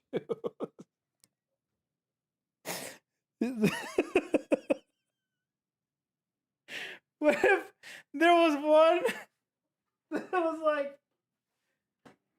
like, oh, how's it going? Just like turn it, just like completely like, oh, how's it going? How you do shit like that?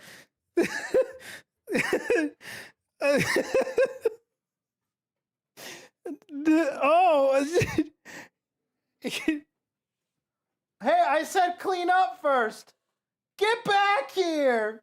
Get over here.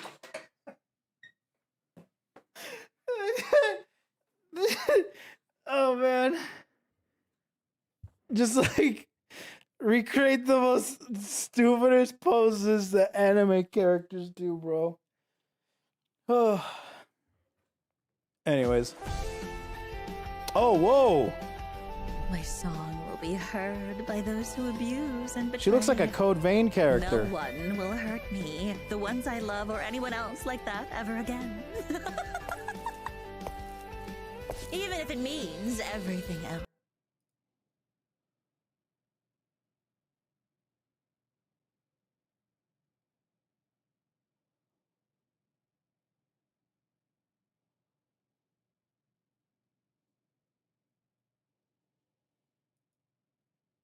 Wait. Is that a broken horned demon? Yeah. Has to fall to ruin.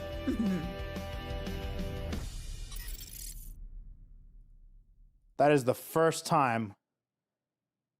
Not the first time, but it's one of the few times that is an accurately depicted thick character. Good job.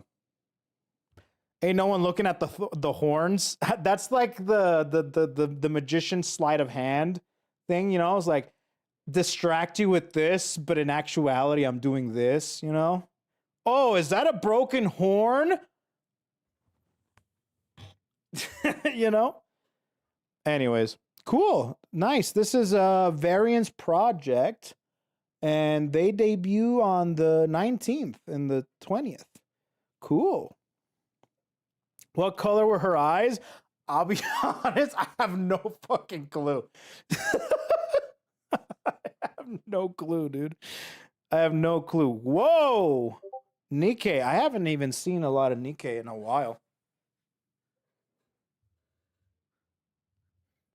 I haven't seen Nikkei in a while.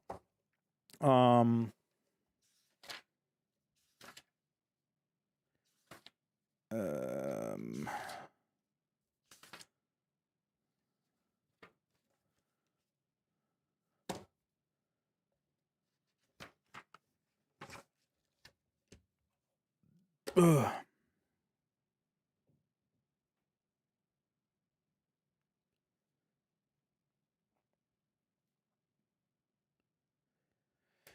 Okay, so it's a rerun of Nikkei.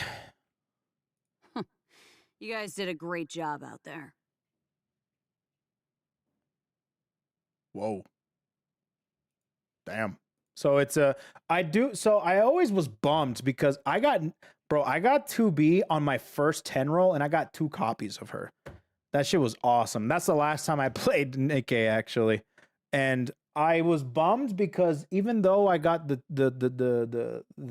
2 copies on my first 10 roll, I didn't get the costume. Like the one where her skirt's blown off and you can see her butt. Yeah, I didn't get that, unfortunately. So I was really upset. So I wasn't able to use her that much because I'm like, I'm playing this game because I want to see ass, dude. And I can't really see her ass. So I didn't play at all since then. That's free? Yeah, but I didn't get it. You had to, I got the and I couldn't get it because it was After free. realizing I could but I enjoy had to quite be there. literally everything Nikke had to offer on YouTube, and never have to spend another dime on that cursed shit again, I stopped playing Nikke. Yeah, but it's not the same, dude. It's not the same, bro. It's not the same, man. Yeah, you could see it on the internet, but like it's not yours. I'm not helping anybody. I'm enabling so many people right now. Hey, don't play this game. Perhaps we share a common goal. Never mind, play this game. Holy shit.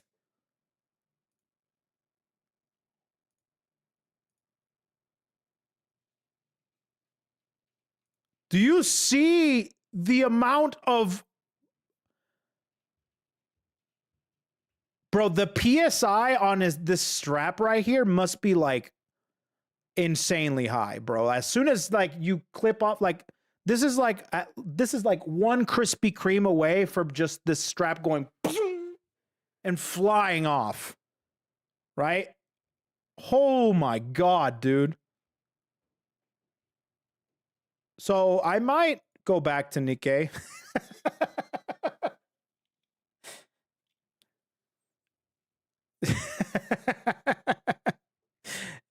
Anyways, what do we have? M-Rage. Oh, and Zenless Zone Zero, huh? Well, that's cool. So did they announce it yet? Like, do we know what they're gonna be or how they look like? You know? Speaking of gotchas, how about that horse game? We're playing it on Thursday, dude. Yeah. We're playing on Thursday. So tune in on Thursday. Let's see. Just the announcement. It's Jane's jacket. So what's going on here? M.Raids. It fucks me up that VER is the only franchise that has the characters so fucking sexualized, yet when I get reminded of the story I literally get hit with a wave of sadness. Yeah. But who cares? Booty, ha, ass. Hoyoverse game accounts are getting hacked. Oh no.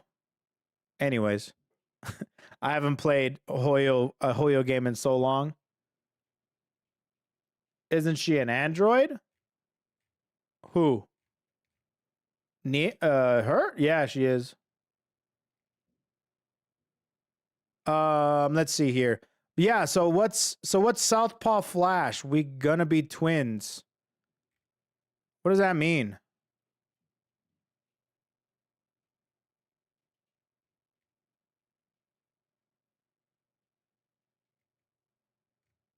What does that mean?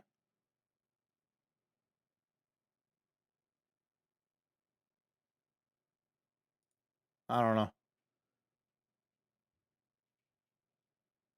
Let's see. Horse Gotcha Girl is dopamine. Oh, yeah. Well, we're going to be playing it. Anyways. One of the TNS commentators. Okay. They're just into Zenless Zone Zero. That's cool. Oh, for curiosity, it's still widely collabed in the indie VTuber space. Let me see it. I don't know if they're gonna let you on the plane with no shoes on. Okay, are you ready? I'm ready.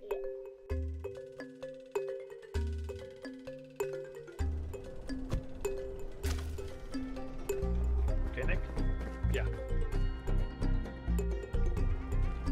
Okay. I think we go up here. Okay. Yeah, let's do it. Much less. No.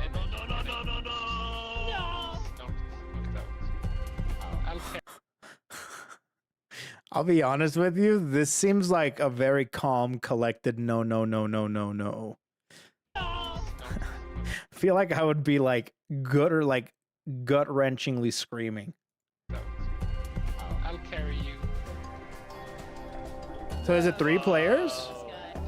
Where do you need me to move it? Okay. How many players is this? Careful, careful, person.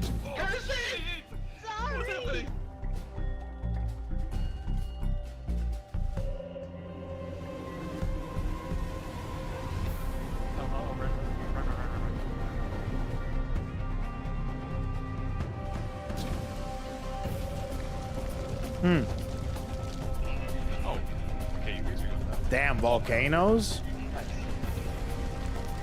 Hope you survive with Nags and Bow, which won't be long. I love to play it. This is the type of games. Here's the thing about these type of games. I have to play it with somebody that I like. As cruel and weird and mean as that sounds, like, I don't want to play this unless I like you. That's it. Let's see. Watch Nags and Chibi clips while they played it with Ray and stuff and Matt. Yo, video games played it? Really? Hi, guys. Hi, guys. Hi. Wait, what? Okay, hold on. 5.7 million views? Jesus. Hi, guys. Hi. Does anybody need food? Thank you. Were you not holding right click? That was such a real fucking scream. That was That's a scream. Not that. Oh no. That's the scream. That's what I was looking for. dramatic. I had her and then it let go.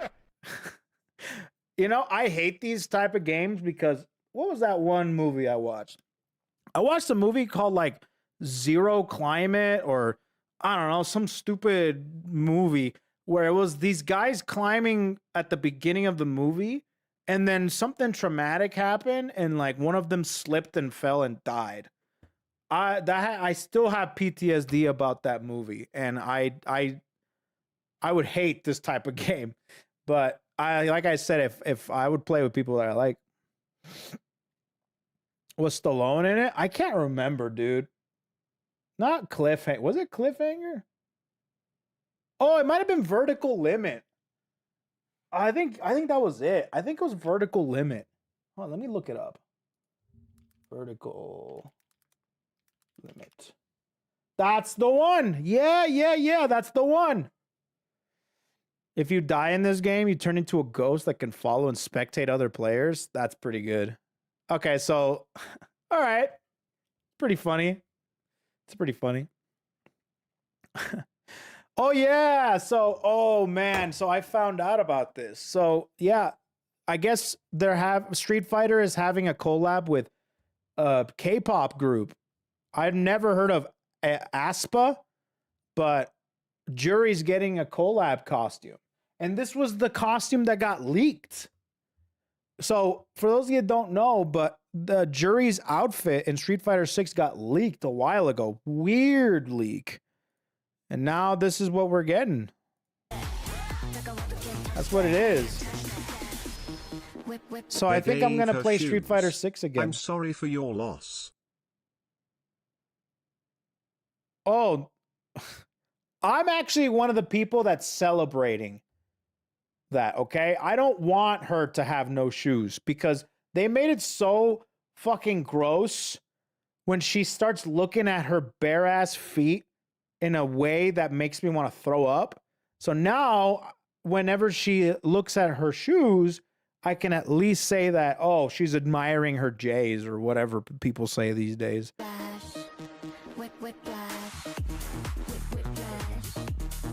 I actually think that I might get copyrighted, so I don't think I'm going to play that anymore.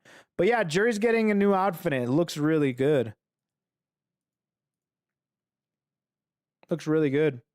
I want to look at her bare ass. I mean, you can. All you need to do is a few clicks on the internet. SpongeBob was finally given his license after 26 years. Then he gave it right back after destroying Bikini Bot. Okay. Removed. Took a bath in Death Stranding 2. Looked up in the sky. I saw Hideo Kojima. I don't want to see this because I might play it. This horse racing game is actually that serious. Jesus Christ. Dude, stop spoiling. Oh, wait. Marvel Season 3 Marvel Rivals already? After he yawns, another comes to my Glentor. To me. Oh, new Hello outfit.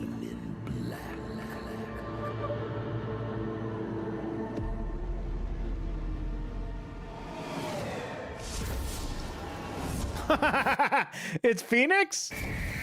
I actually didn't know this. I didn't see this. Man, this is nothing. In Tekken they added an ahoge and this is apparently enough to be considered a collab item. Wait, what? An ahoge? They added an ahoge. I need more context to that, but maybe we'll see it in just a second here. But yeah, no, they added Phoenix to Marvel Rivals.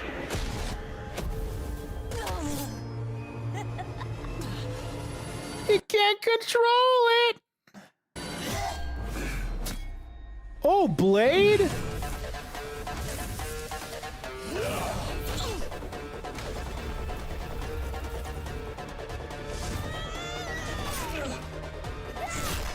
Whoa.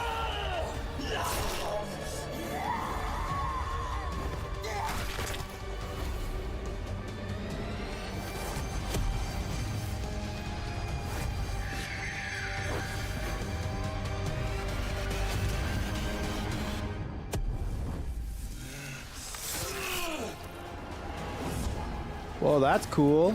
So what is what? Is I'm guessing DPS and I'm guessing support. Damn, Hella. That's a nice outfit you got there. Oh, they're both DPS? Phoenix new design kind of sucks in my opinion.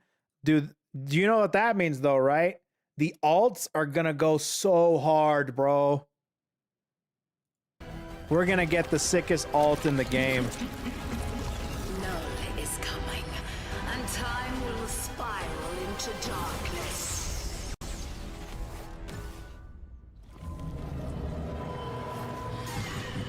What the hell? Who's this guy?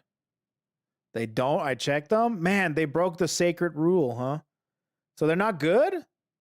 Damn. That, you know what that means though, right? The mods are gonna go crazy.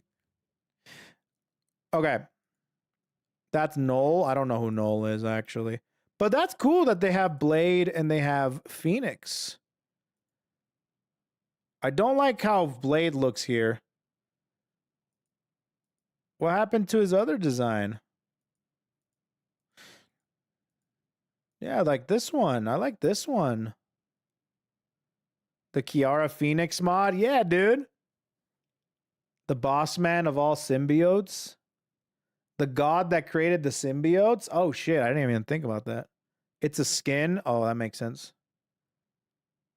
All right, that's cool. Streamer's reaction to Pecora appearance in Death Stranding 2. Oh man, that's crazy. I need to play this game. I'm gonna play this game. I'm not doing it because I'm not spoiling it for myself.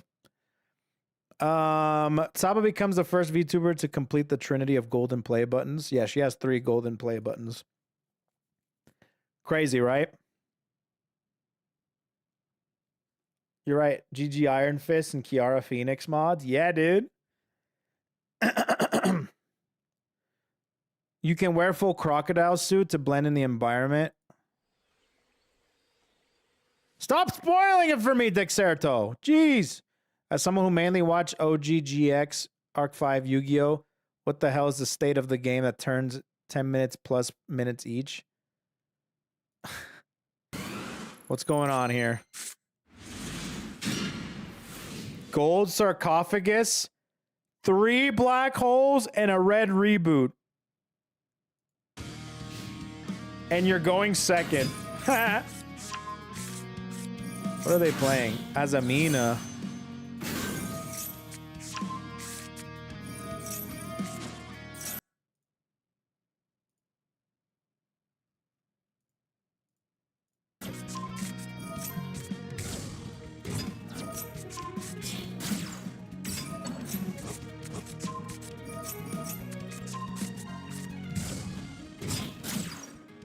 Oh, wait. This Fiendsmith. Okay. Oh, my lord. They haven't banned Beatrice yet? That's crazy.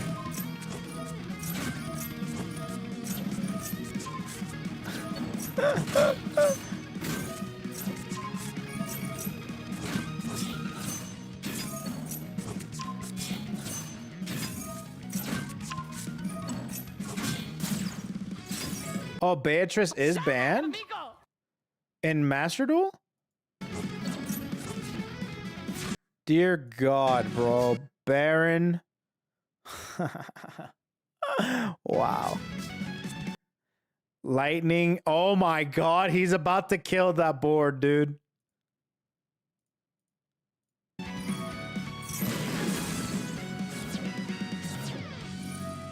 Baron. I really can't with this game. Why can't you just play a single monster face down and 2 traps like in the old days? Maxi.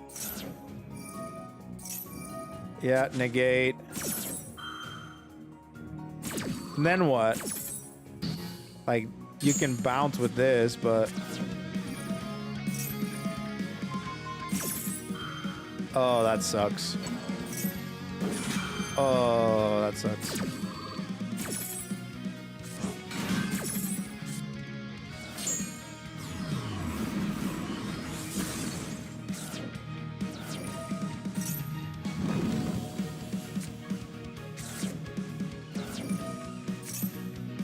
Tenpai.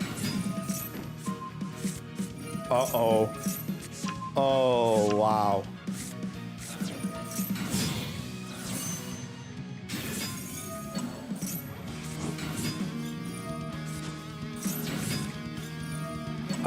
Okay. Well, GG's. Wait, what does that do?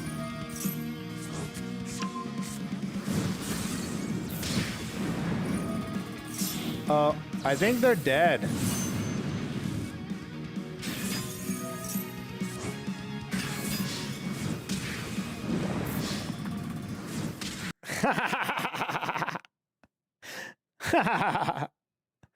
Yeah. Oh man, this game fucking sucks. This game fucking sucks, dude. Oh man. I love VTubers. Let's go, BB No Money. BB Nos. BB Nos is one of us. Let's go, BB Nos. Come play the One Piece TCG. Bro, I'm too busy playing Path of Exile, dude. Callie's confirmed to be a special guest on Castle Super Beast podcast. Oh, Callie is? Oh, that's nice. Nice. That's going to be good. It's going to be fun. I never praised gacha games, but Uma Musume is insane. Actual cinema. No spoilers. Beating the Elden Ring, Night Rain hardest, but no spoilers. Dollar made a song with Mousy to BTW, which you skipped over. Yeah, I saw that. The 1-800 thing. I actually saw that song. I actually saw it. I didn't hear it, but I saw it. Yeah. I actually have a deck of One Piece. A lot of people do, actually. Nice. The Jack, thanks so much for the 55. Was it 55? 55 inches. What's up, dude? What do we have here? Just more stuff on Death Stranding. The weighted plushie chibi dropped on our birthday is too stinking cute. I had to buy it. Oh, that's cute. So Chibi does some good stuff, man. I'm a big fan of Chibi.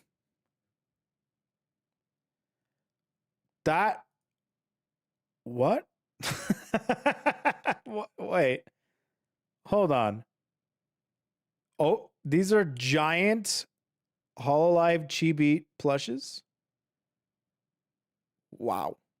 That's a lot. She looks scared.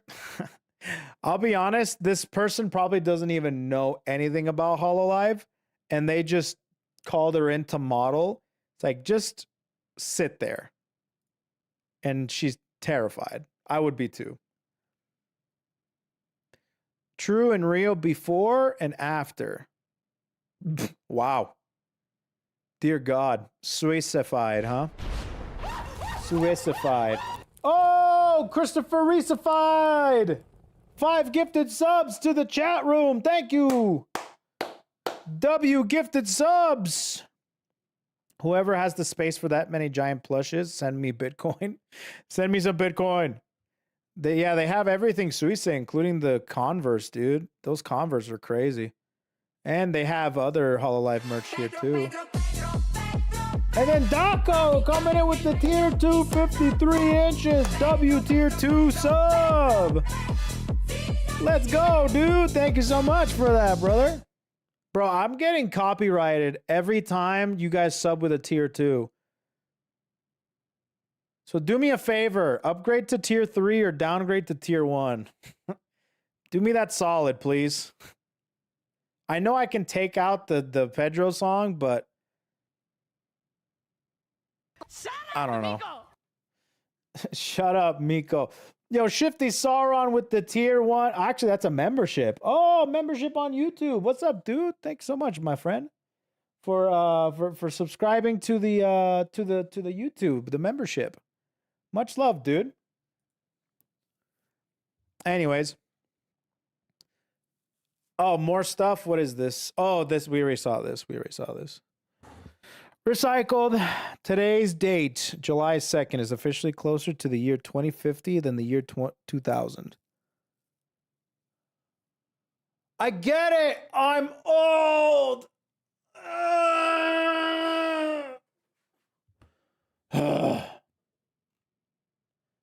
He's talking to her like a daughter. Okay. Oh, I did see Giga announcing a new anime. I did hear about that. I heard about that. A lot of people are excited about this, including me. I'm actually pretty excited. He's making an isekai. I'm pretty stoked. I want to see what he has to do, what he does and stuff. A lot of people are already, throwing shade at it, which of course makes sense because it happens all the time. Anytime an influencer does something outside of a YouTube video.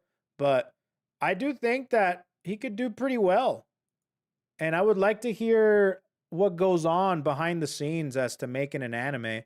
That's primarily what I'm excited for. Why are they throwing shade at it? Because, well, first of all, anytime a YouTuber does anything outside of a YouTube video, they get upset for some reason. Secondly, they're upset. I think people are upset that it's an isekai. And I don't know, there's gigacators and stuff. This happens. That's how it is. But I'm excited to see what he has to say a short film. About making an really anime. Cool stuff. He went over on it on the podcast and he's making a documentary of the whole process on release. I'm excited for that. I really want to see that. So anyways. Also, Kevin Penkin is doing the OST We Are Gonna Eat. I don't know who Kevin Penkin is, but that's cool.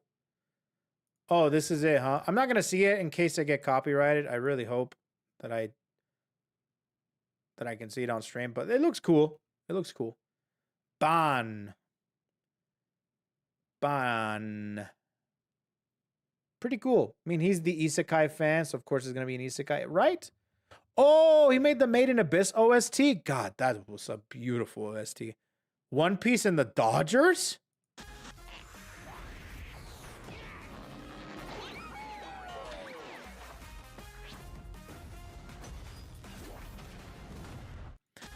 Brother, there's no way they can lose. They have Hololive and now they have One Piece? What the hell, dude? Crazy, man. The Dodgers are coming out. Oh, my dear God. Oh, my dear God. Oh, man. Look at all those hats, dude. Look at all those hats, brother. That's crazy, man. The big unveil, we're thrilled to announce our new Geeks production division. Even if they lose, they're winning. Let's be real. Who cares about the other team's kek? To be honest with you, I feel like now people that are seeing the collaborations, they're seeing a large amount of people turn up and a large amount because here's the thing. Why do baseball teams try to win? So they can sell more tickets, right? Obviously there's the player the player motivation, which is completely different. I'm talking about the people that actually like put these teams together and stuff. Money, sell tickets, sell merch, make money. They found out we don't even need to win to be able to make money. All we got to do is put in one piece. Luffy with an LA Dodgers jersey. Bam. You get a shit ton of people showing up, buying merch, buying tickets, selling out, buying all sorts of food. That's how they do it, bro. That we're going to see so much more now. Hololive set a precedent, bro. And it won't be long until everyone else starts doing the same shit, dude. Baseball is currently being decided by weebs. Chuck E. Cheese is opening new locations for adults. You know what's really funny? I actually went to Chuck E. Cheese recently. We celebrated my sister's birthday at a Chuck E. Cheese. I haven't been to a Chuck E. Cheese in decades. And I went to it, and boy, some of the most miserable employees work at Chuck E. Cheese. Oh my goodness. You know how long it took? We ordered a large pizza. You know how long it took to get that large pizza? 1 hour and 20 minutes. They had an offer for us to upgrade to a salad bar for like $18 a person. And the salad bar was just like out in the open for anybody to just grab shit. I swear to God, I could have grabbed like so many different pieces of food because it's literally right next to the cash register. Like you walk up, pay for Chuck E. Cheese, walk like step over, you're at the salad bar. I could literally just, I could have been snacking on like vegetables the entire time and no one would ever even realize. It was sad, bro. And I didn't know this, but Chuck E. Cheese has like their own TV channel that plays music over and over. Like they don't have, you know, like music playing all the time. They have Chuck E. Cheese channel and they cover a ton of different songs with kids. So I'm telling you, like a Kids Bop version of the Sabrina Carpenter song, Espresso, that was playing. You had Kids Bop version of like Carol G playing. It was a wild experience. It was a wild experience, man. There's no animatronics. They only have that. They have the shows, the videos.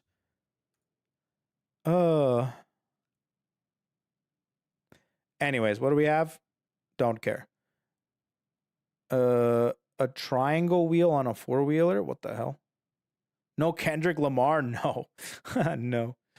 What is this? V4 Mirai VTuber Ko Maria just had her first produced concert that had Mousy, who debuted a new song, Booby, Calf Mint, Cottontail, Isa, Mono, amongst other VTubers to a sold crowd. And she was interviewed by LA Times about VTubers in general prior to said concert. This interview also has Yago and Amelie. Wow, really big concert then, huh? That's really neat. Wow, it must have done really well then, right? Or is it? Yeah, this was on the 4th of July, no? Or the 3rd of July. Wow, that's really nice. All right, what do we have? Ah, yes. The new Dodgers collab with Hololive. That already happened, right? Or has not happened yet? You have Ina, Biju, and Iris. I did see Biju getting griefed by news outlets because they put her on top of like a bench so she could be taller. It's pretty funny. I don't know how they're going to handle merch this year, but hopefully it's not as bad. I got the cards. I got the baseball cards. Somebody sent me, I think it was Dorican, that sent me the baseball cards from last year. Boy, man, that's some of my most prized possessions, bro. I want an Eno one so bad. The stepping stool. Yeah, the edited picture, man. They ate shit. Oh, it already happened? They ate shit, so they lost. They were like, "Where's the shark? Where's the shark? Where is she?" Damn. Unfortunate, bro. Astros 164. Hololive wasn't good enough, dude. Unfortunately. All right. So, Iron Mouse song world premiere. I did see this. I did see a short little clip of it, of Iron Mouse performing at, I think at that show, you know. The Dodgers lost the day before 1-18. Oof. Oof, brother. Oof. It was pretty much full on opera. Oh, that's so cool. That's awesome. Gear 5. Oh my god, dude, the One Piece fans everywhere, dude. Holy shit. Holy shit. Faker is now in Korean Costco on instant ramen boxes. Hey, let it be known that Daigo was at Target and Walmart way before Faker was. All right? My goat was on merchandise way before your goat, okay? They made fucking mangas about that guy. But that's cool. That's cool. What do we have here? Street Fighter 6 X Aspa. Oh, is this like concept art? Ah yes, ramen, the wheat is for gamers. Wheaties? I love ramen, dude. Actually, I've been hating ramen more. Never mind, I don't love it. I would much prefer having one of these instead of this. I like the skirt look. I also like this. I also like this look. Actually, they're all really good. I feel like the one we got was like the worst one. What the hell? I like the jacket. Wait, what the hell? Why is it the one that we got the worst one? No, I like this one with the suit and the jacket. I like that. That might have not been great in game, but I like the concept of it. I feel like the one we got was the worst one. Like, this one's pretty good. This one's pretty good. I don't know. Maybe it's me. They're all really good.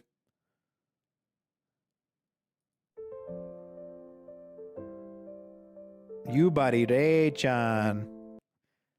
How cute. I'm glad she's here. Cast so far for the live action Street Fighter movie. Oh, what do we have? Andrew Koji is Ryu? Bro, from Warrior? Fuck yeah, dude. That's sick. Then we have Noah Centineo as Ken. Okay. David Dashmalkian. Jason Momoa is Blanca. Kalina Lang is Chun-Li. 50 Cent is Balrog.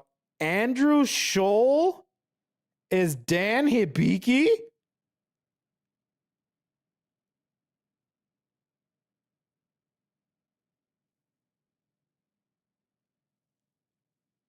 Okay. Orville Peck is Vega. Roman Reigns. Isn't he a wrestler? Cody Rhodes is Guile. That's a pretty good one.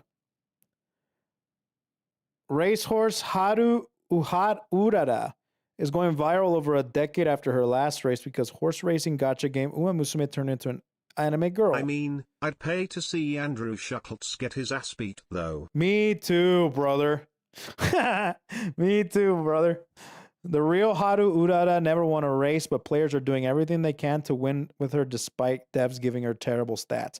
I'm pretty sure this is the girl that Mark uses. I'm like 99% sure this is the girl that Mark uses. So that's why people are using her, or I see her a lot. It's because she actually sucks. And they're trying to win with her. Rewriting history, my friends. Shindigs? What is this? Horse race overlay to make streamers race each other? Bro, this is crazy, dude. This is crazy, bro.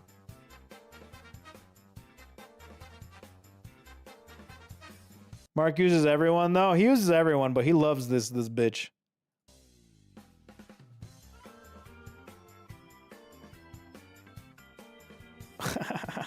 That's kind of funny, actually.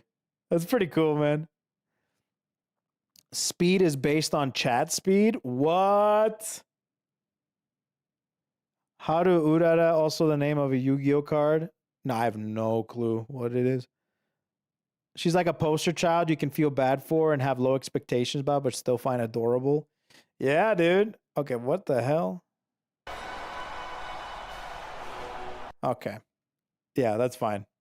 I'm not gonna. My homie got his Pop Leo Pokemon card signed by Pope Leo. All right, that's pretty good.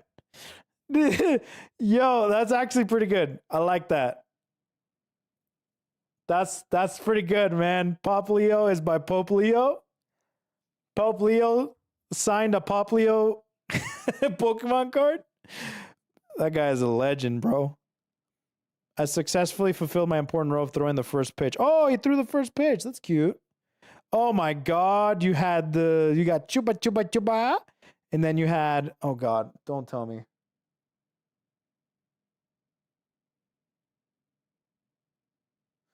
It's slipping!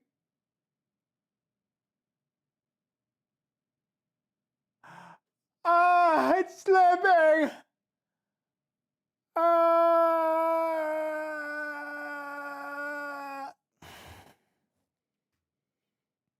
I don't remember. I literally have the cosplay over there. Udin. He's choking chat. Yeah. Fubuki's hips don't lie.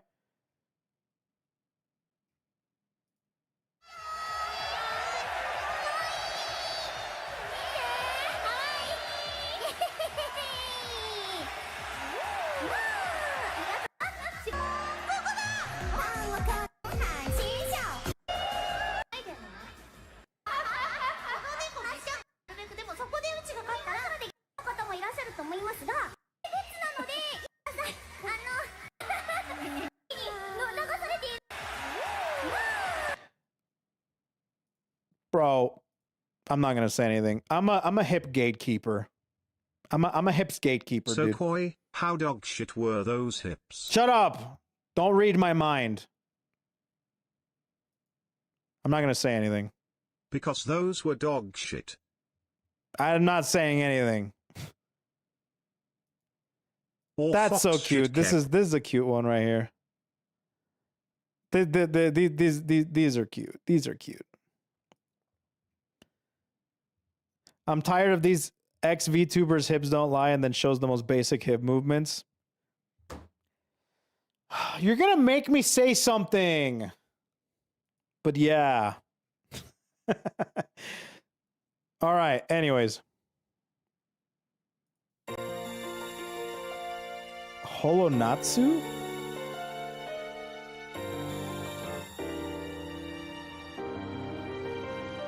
Oh, I think I've heard of this.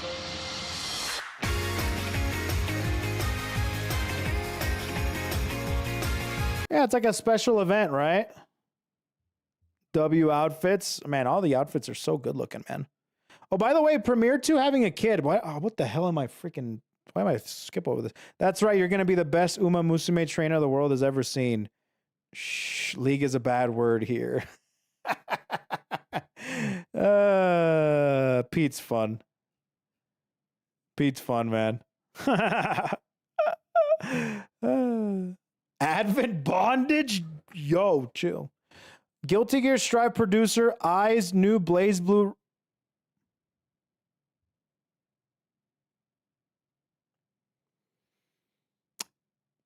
If original creator Mori returns.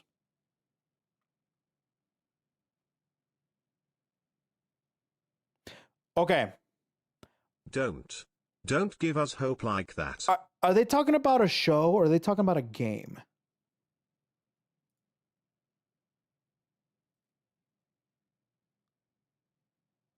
I used to play BlazBlue myself before joining Arc System Works. So there's definitely a part of me that wants to work on it. Are they talking about a game or a freaking...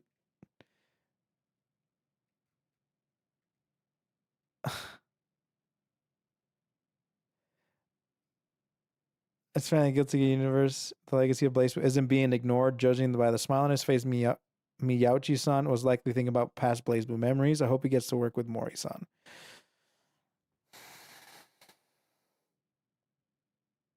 Don't do that. Don't give me hope. Don't do that. Don't give me hope. Okay? Stop. I've already been so upset. Shush chat, it's okay. Papa won't let you do dash cancels with Naruto unless you're ready for them. I just please don't give me hope. Don't do that. I've already been heartbroken. Better bind the taunt button for Tau loops. Oh, yeah, it's gonna man. be Damon and Baby 2 Kof, yeah boy. No, stop. We don't talk about that in this household. Damon and Baby can go. Cinnamon Toast Crunch is releasing a bacon flavored breakfast BB cereal. died for Demon and Baby to crawl. I don't want to. Why? Stop doing things, humans, please. Oh, is it finally here? This is Luis Moncada.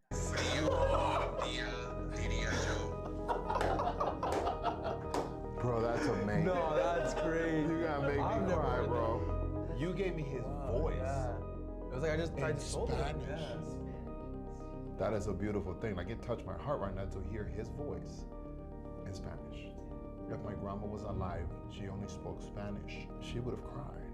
And that is a beautiful thing, dude. Wow, so he really worked on it, huh? The Apple App Store or the Google Play Store. Well, I'm gonna have to look into this a little bit, eh? That'd be kind of cool. Okay, nearly 20 years after airline passengers were first required to remove their shoes for security, the policy is being phased out. I actually have pre-check, so I don't need to take off my shoes, so it'd be nice for some people. Look at me, just like on my high mighty throne. It's like, I have TSA pre-check. I don't need to remove my shoes.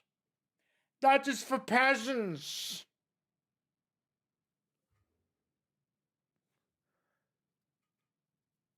So that'd be nice. Honkai Star Rail. New Honkai, huh? This is the patch with the Fate Stay Night collab. There's a decent amount of animations and gameplay. Update is out, but the Fate Stay Night stuff will be out on the 11th. All right, let me see this.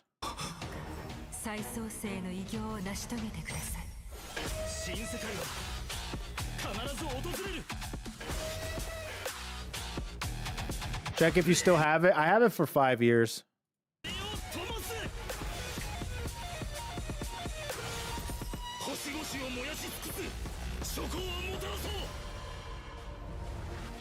Damn.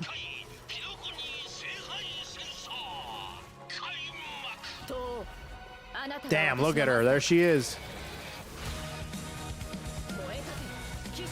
She looks good. I like how they kind of changed up her design a little bit. There's Archer. Same thing with Archer.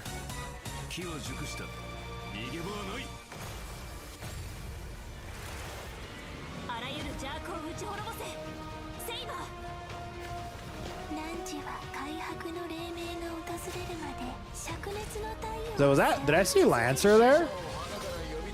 Yeah, there he is. It's Lancer.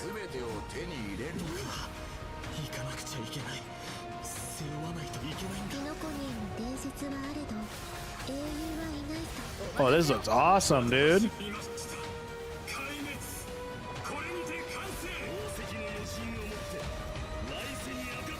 What, dude, they put gender bent Mercy in this game. That's cool. I guess they're a fan of Overwatch. Okay.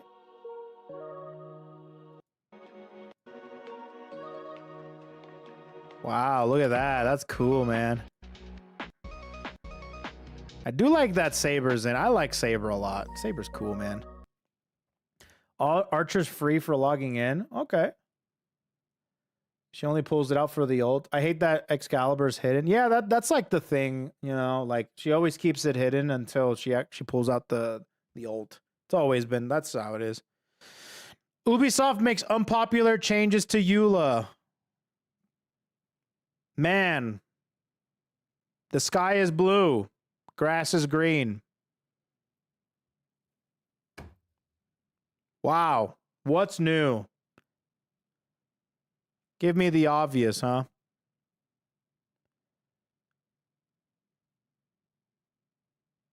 What are they doing? Okay. Nah, I'm like contemplating, like, am I gonna go in here and spend my evening just being like absolutely fueled with hatred?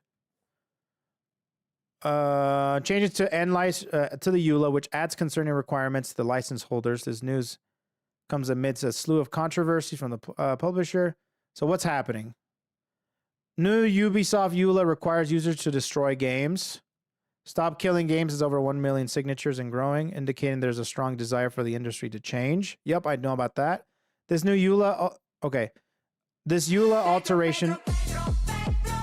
Stop with the tier 2! Thank you, bro. Appreciate that, man. Thanks so much for the tier 2, amigo. 44 inches. EULA believe there's a connection between the two events. Even so, it doesn't look good when Ubisoft, the biggest company, delisting titles. Yeah, the whole thing with Stop Killing Games and stuff, I read on that. And I love it. I love the whole initiative and what they're trying to do because, dude, there has to be something to make these companies stop being just absolute stupid idiots. There's like an absolute, there needs to be some sort of checks and balances with these freaking game companies. This new EULA also states that Ubisoft or the licensors of the product can terminate the agreement at any time or any reason. While it's unlikely, this language is also open to interpretation that Ubisoft could legally argue it has the right to release a new game and immediately delist it moments later, aka freaking Concord, revoking access to all users. Whether or not this decision from Ubisoft is a pushback against Stop Killing Games movement, it seems likely that the new petition with its related effects has ruffled a few feathers. Fuck this company, dude. Fuck this company, man. Absolute garbage of a... I just can't see anybody like stop. I'm never... I mean, I haven't bought a Ubisoft game in years. And I refuse to. I hope that their company gets ran to the ground. To the ground, dude. Morons want us to pay $80 on a goddamn blockbuster game. I'm good. I don't want to dive into it anymore, dude. I'm already upset. Anyways. Giant VTuber plushies for $455. As an European and gamer, I signed the petition. But as a game designer and someone inside the industry, I know there are certain things in that petition that may destroy some companies. Which companies?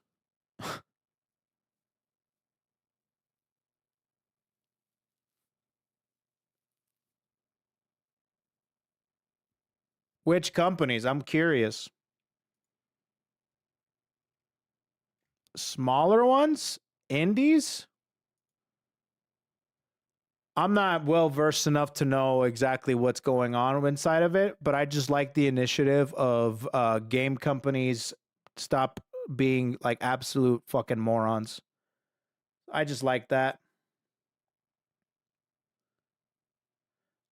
Just started playing BlazBlue versus Rising. Is UL okay for new players? Yeah, she's really great for new players, actually. I will say that from what I hear from Stop Killing Games, the whole initiative is to not shut down anything, and it's mostly to give control to the consumers. Now, if there is a system implemented where that is contradictory to what the initiative is. So if like a company goes under because they don't want to give that control to the consumers, then I feel like that's like fundamentally flawed. You know what I mean? That's kind of how I look at it. So that's kind of how I look at it. They just ask games to be a reasonable state so people can have something. That's what I thought at first. So in my personal opinion, when it comes to the actual initiative, if the game company itself doesn't want to give access or control to the consumers after it's done, then I feel like that's just flawed in its own company, no? Let's see. Communities have always found a way to make games work. That's what I thought too. They want the games to be obsolete so that they can sell a new one. Wait, what? Hello Games might have trouble with finding a solution with their 30 plus DLCs available forever. Just spitballing though. But I feel like that's fine. They're going to stop updating and access. They just leave it alone, no? Like I said, I have no thing in here. I just like the idea of giving consumers control over what they buy. I like that. Multiplayer games that use third-party software to host servers can't really release that code to the public. Yeah. Just keep games at a reasonable playable state. Yeah. That's what I thought. Just wants to play games to be playable in some sort of state. Doesn't demand the original developer to maintain them. Just not mothball everything. Yeah. Yeah. I have no hands in the game. I just like the idea of consumers having some sort of control over what they buy. I'm a big fan of that. But yeah. All right. When gachas try to find a unique niche to stand out, so you get. Wait, what? Okay, what is this?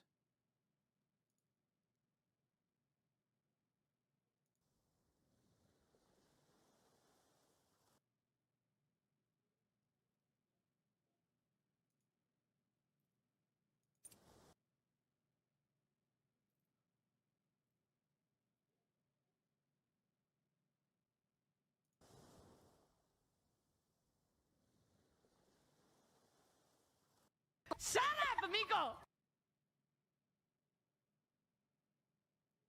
amigo! Thanks, Fox, for gifting us up to inflation.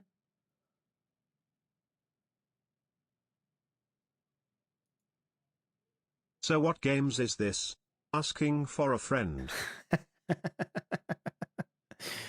You know what? My friend probably would like to play this too. Let's see. Horizon Walker. Okay, I'll tell my friend about it. Did I just watch a bodacious anime girl activate Gear 2nd? No, dude. That's how you know you're not a real fan. That's Gear 3rd, dude. That's Gear 3, bro. Or if you want to go, that's Gear 3rd, brother. Okay, a strand of hair. This entire collab is a strand of hair. Wait, what? Oh, is this what Zombie was talking about earlier?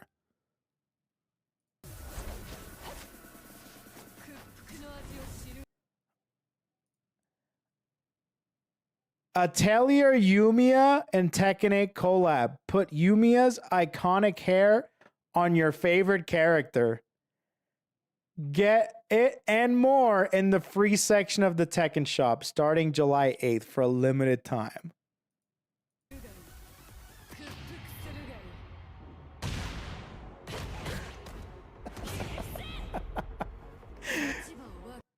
Brother, this is the DLC, bro.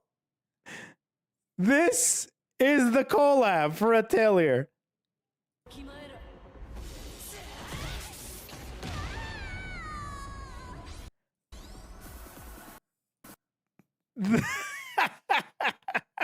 I can't, bro. Yo, Tekken 8 is so funny, bro. Let me see if I can get a good picture of it. Tekken 8 is so free. goddamn Hair funny, color bro. alts costing money literally killed Dead or Alive 6. Dude, that's so funny, bro. This game is hilarious, bro. You can get her iconic hair. A single strand of hair, bro. A single strand of hair.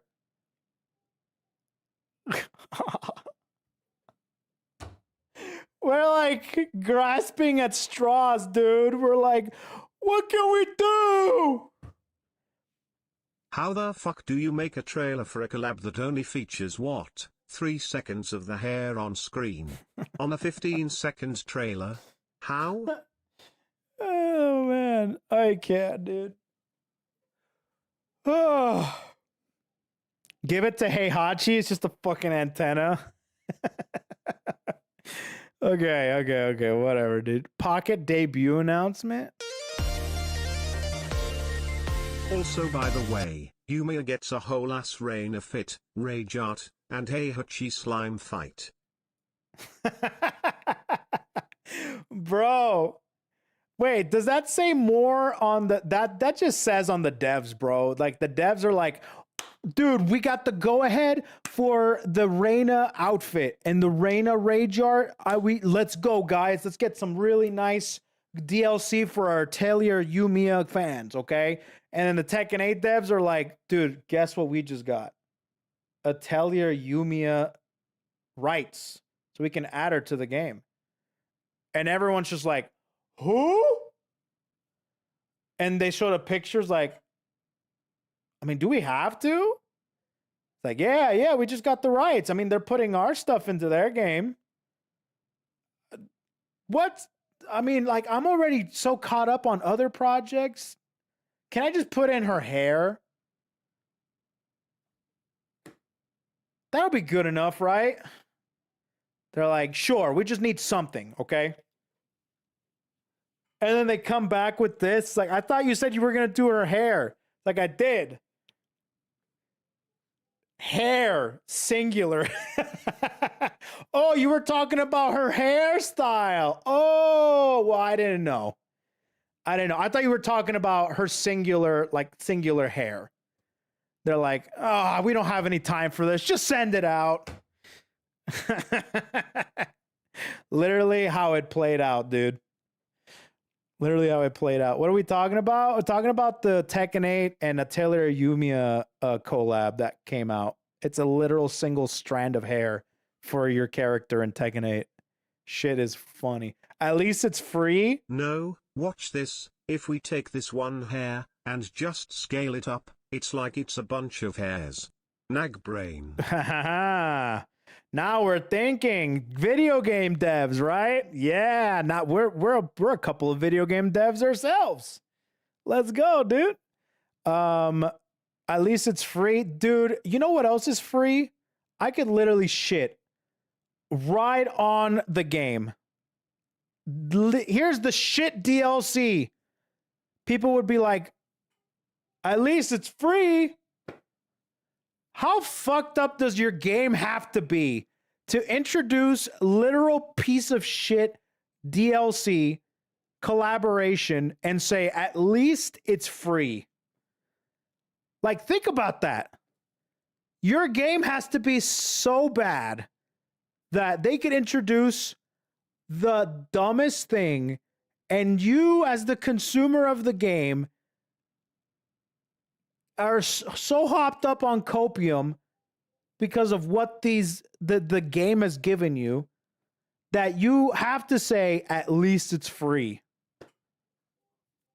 Insane, dude. Insane. Anyways, new Shy Lily outfit. She could fit her in her pocket.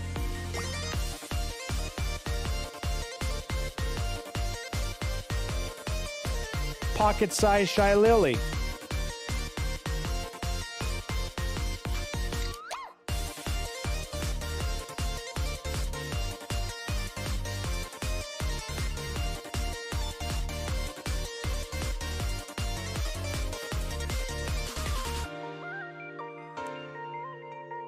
Little pocket Lily. Nice. She looks cute. Does her neck extend? That'd be really funny. If you could just like a jackhammer, you just and her neck just keeps going up, you know? That'd be kind of funny. Finally a streamer that appreciates their songs. Okay, no spoilers. Wait, they sing? The whole trailer had more effort than the Tekken collab, goddammit. Dude, yeah, bro. Oh man, we're never gonna live down. Dude, they're never gonna live down the freaking hair DLC, brother. Never. They have singing and wait, what the hell? Wait a minute. Hold on.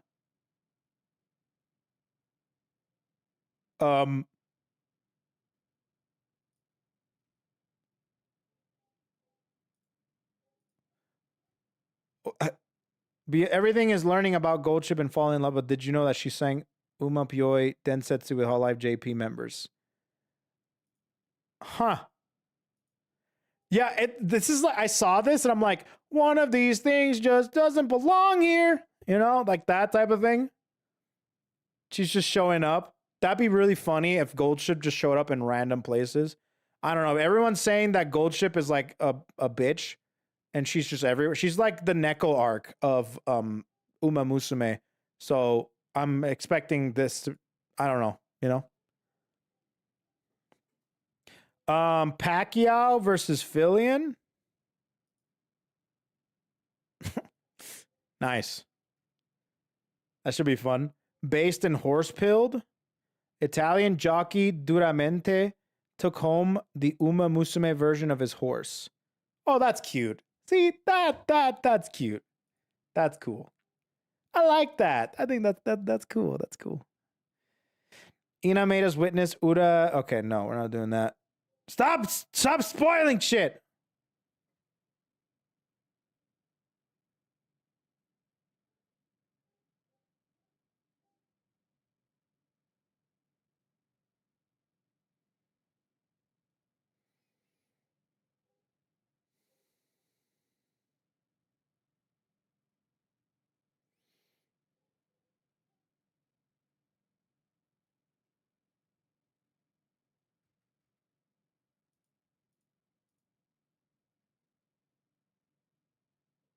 I mean based on the real horse, which was said to literally decide if they wanted to win.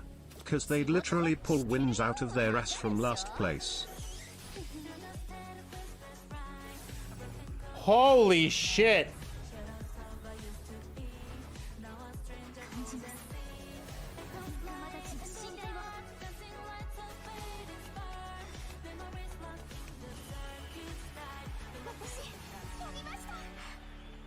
So what is this game? Asking for a friend. Don't worry about it. Don't worry about it. Don't worry about it. I think we're good. I think we're fine. Anyways, Phoenix is coming out for Marvel Rivals. Doesn't her outfit look like trash, right? God, it's so bad. Look at how bad it looks. It just looks so bad. Right? Look at her. She looks bad. Like her outfit. So bad.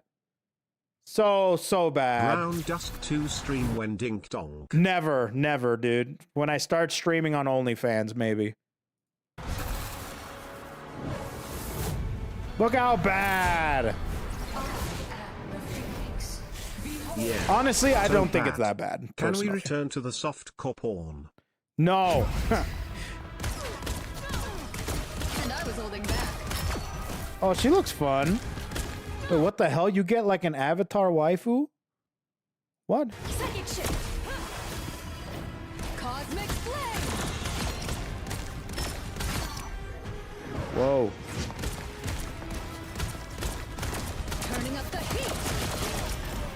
Whoa. Whoa, you can fly. What the hell, dude?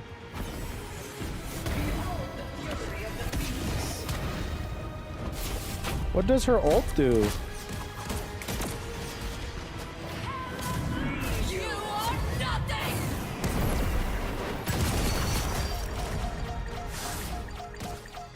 A homing missile? A homing missile.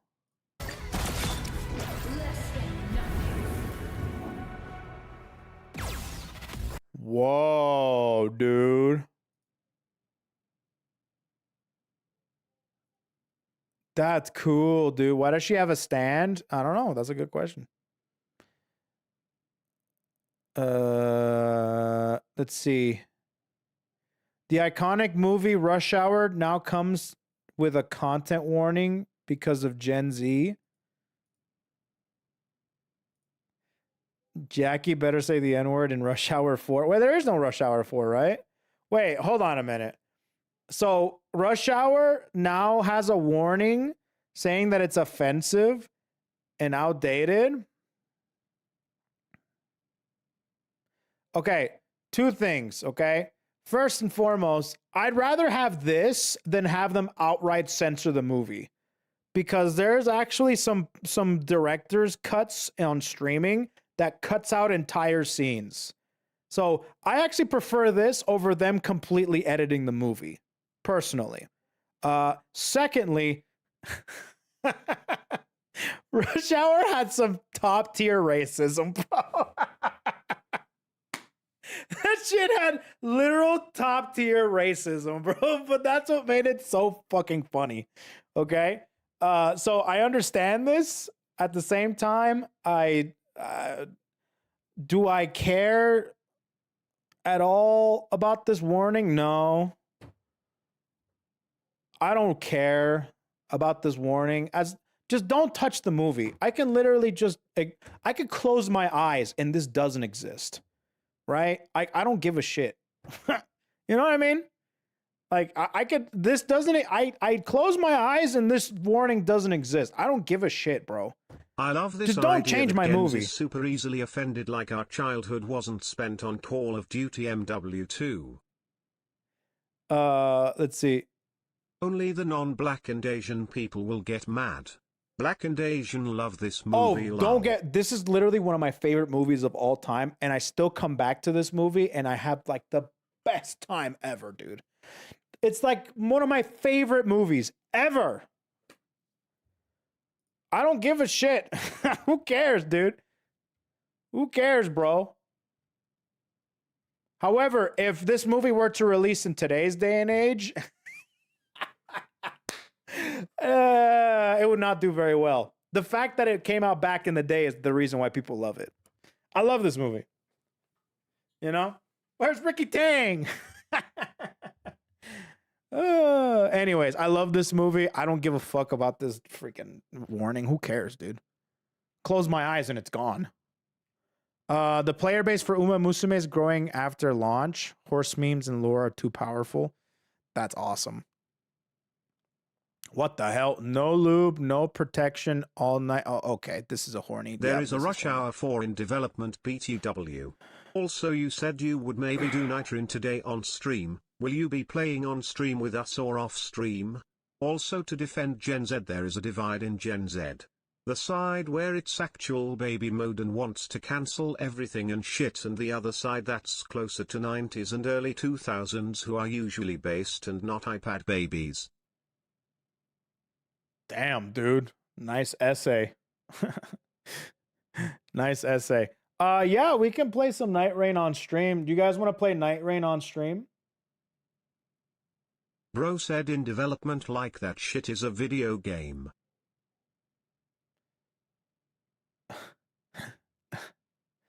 Like that shit is a video game. Yeah, apparently it's being made. That's interesting. I didn't know. Jackie is old as hell, dude. He's old. Yeah, let me finish up the topics and then we'll probably play some Night Rain together. Oh, you bet 12 billion yen on me? It would be a shame if I choose to not win. Wait, okay. Which horses? Is this gold bullet, golden hour? Gold ship. This is gold ship.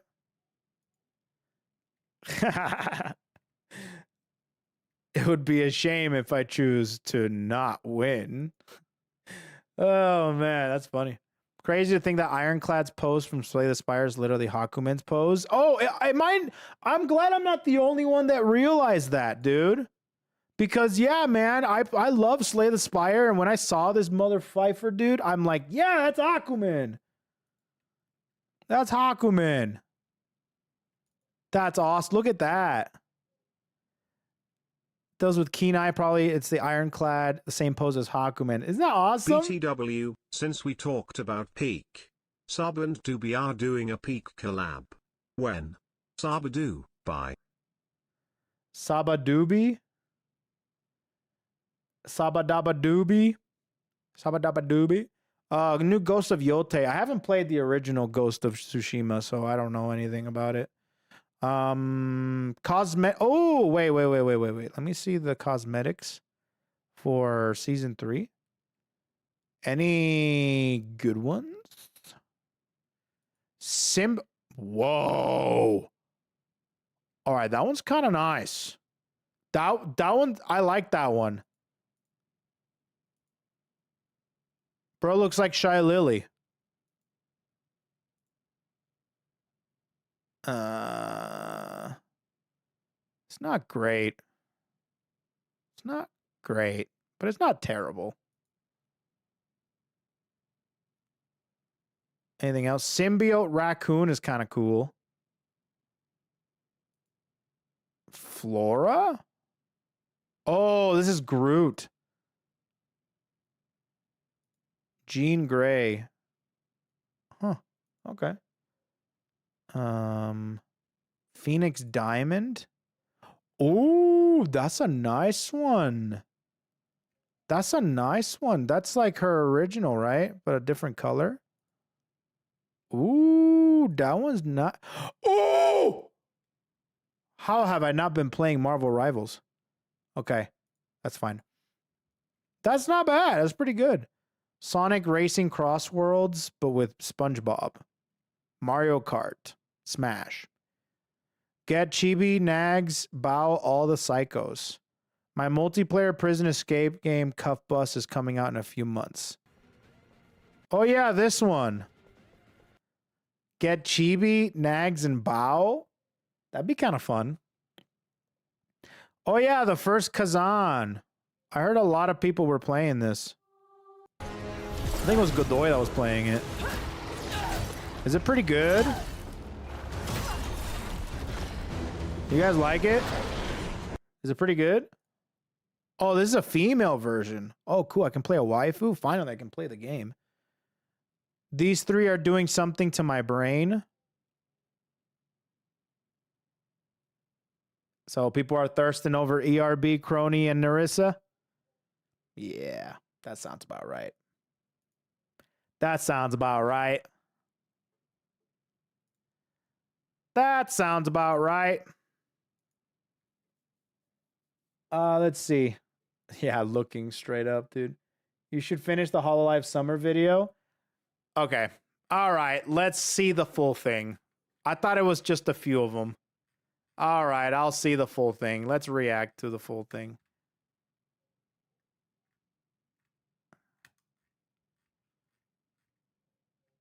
All right. New Hololive summer outfits. Let's see this.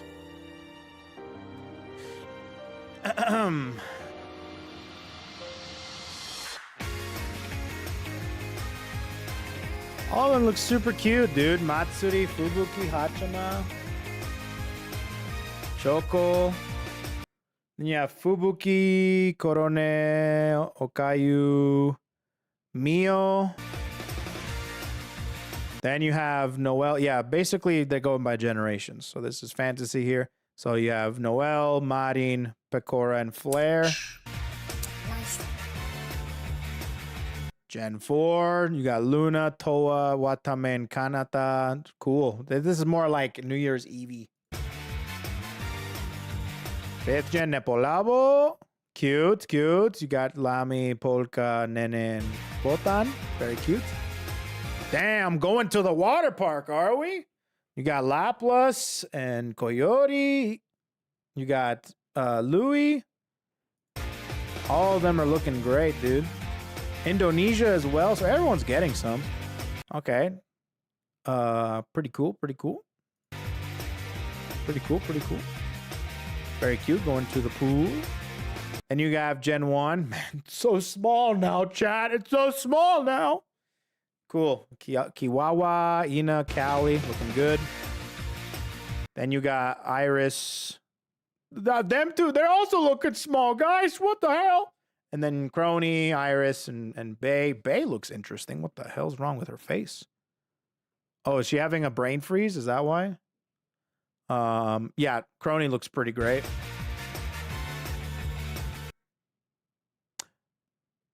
Okay, I can see why people are losing their mind over Nerissa. Okay, I understand.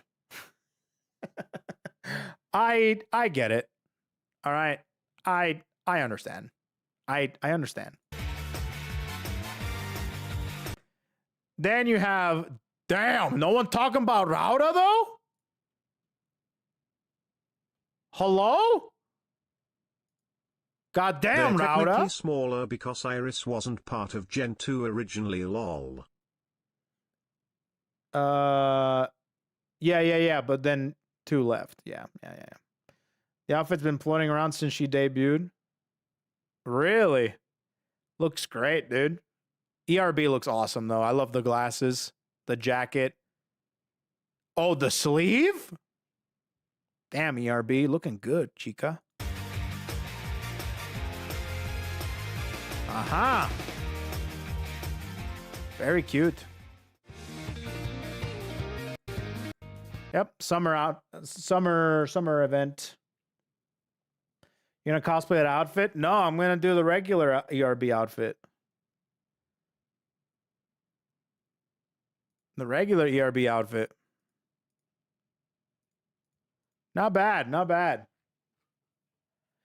Okay. Not bad, not bad, not bad. Better not get burned. Burned?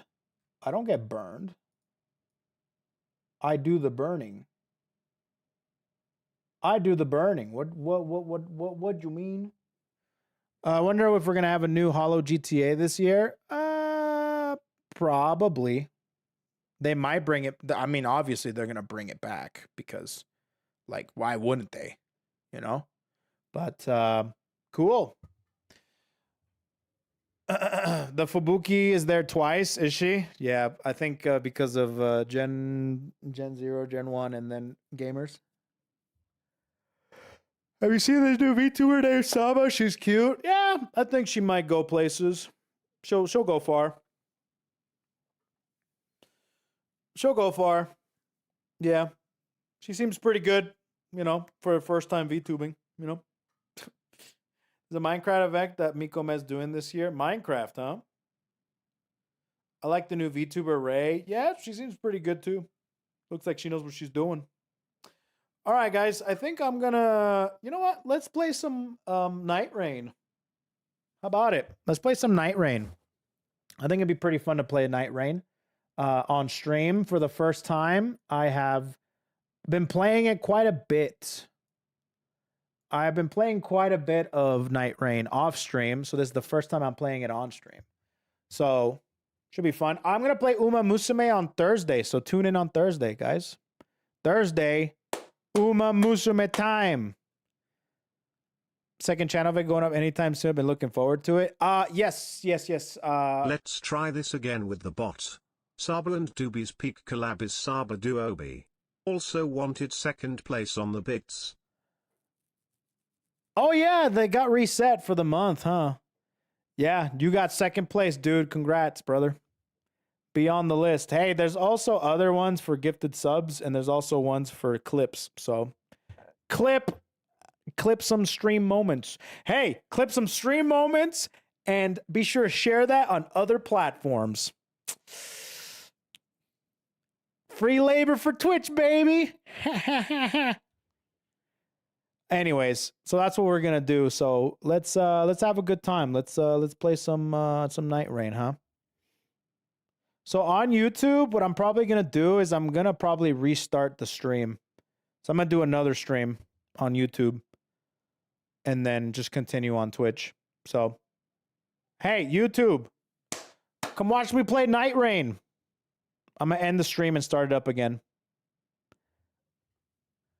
Okay, let's do this. Anyways, VOD Squad, thanks so much for tuning in. Bye, YouTube. Bye. Bye for this topic channel. We tune in on Thursday. Muma Musume. Let's go.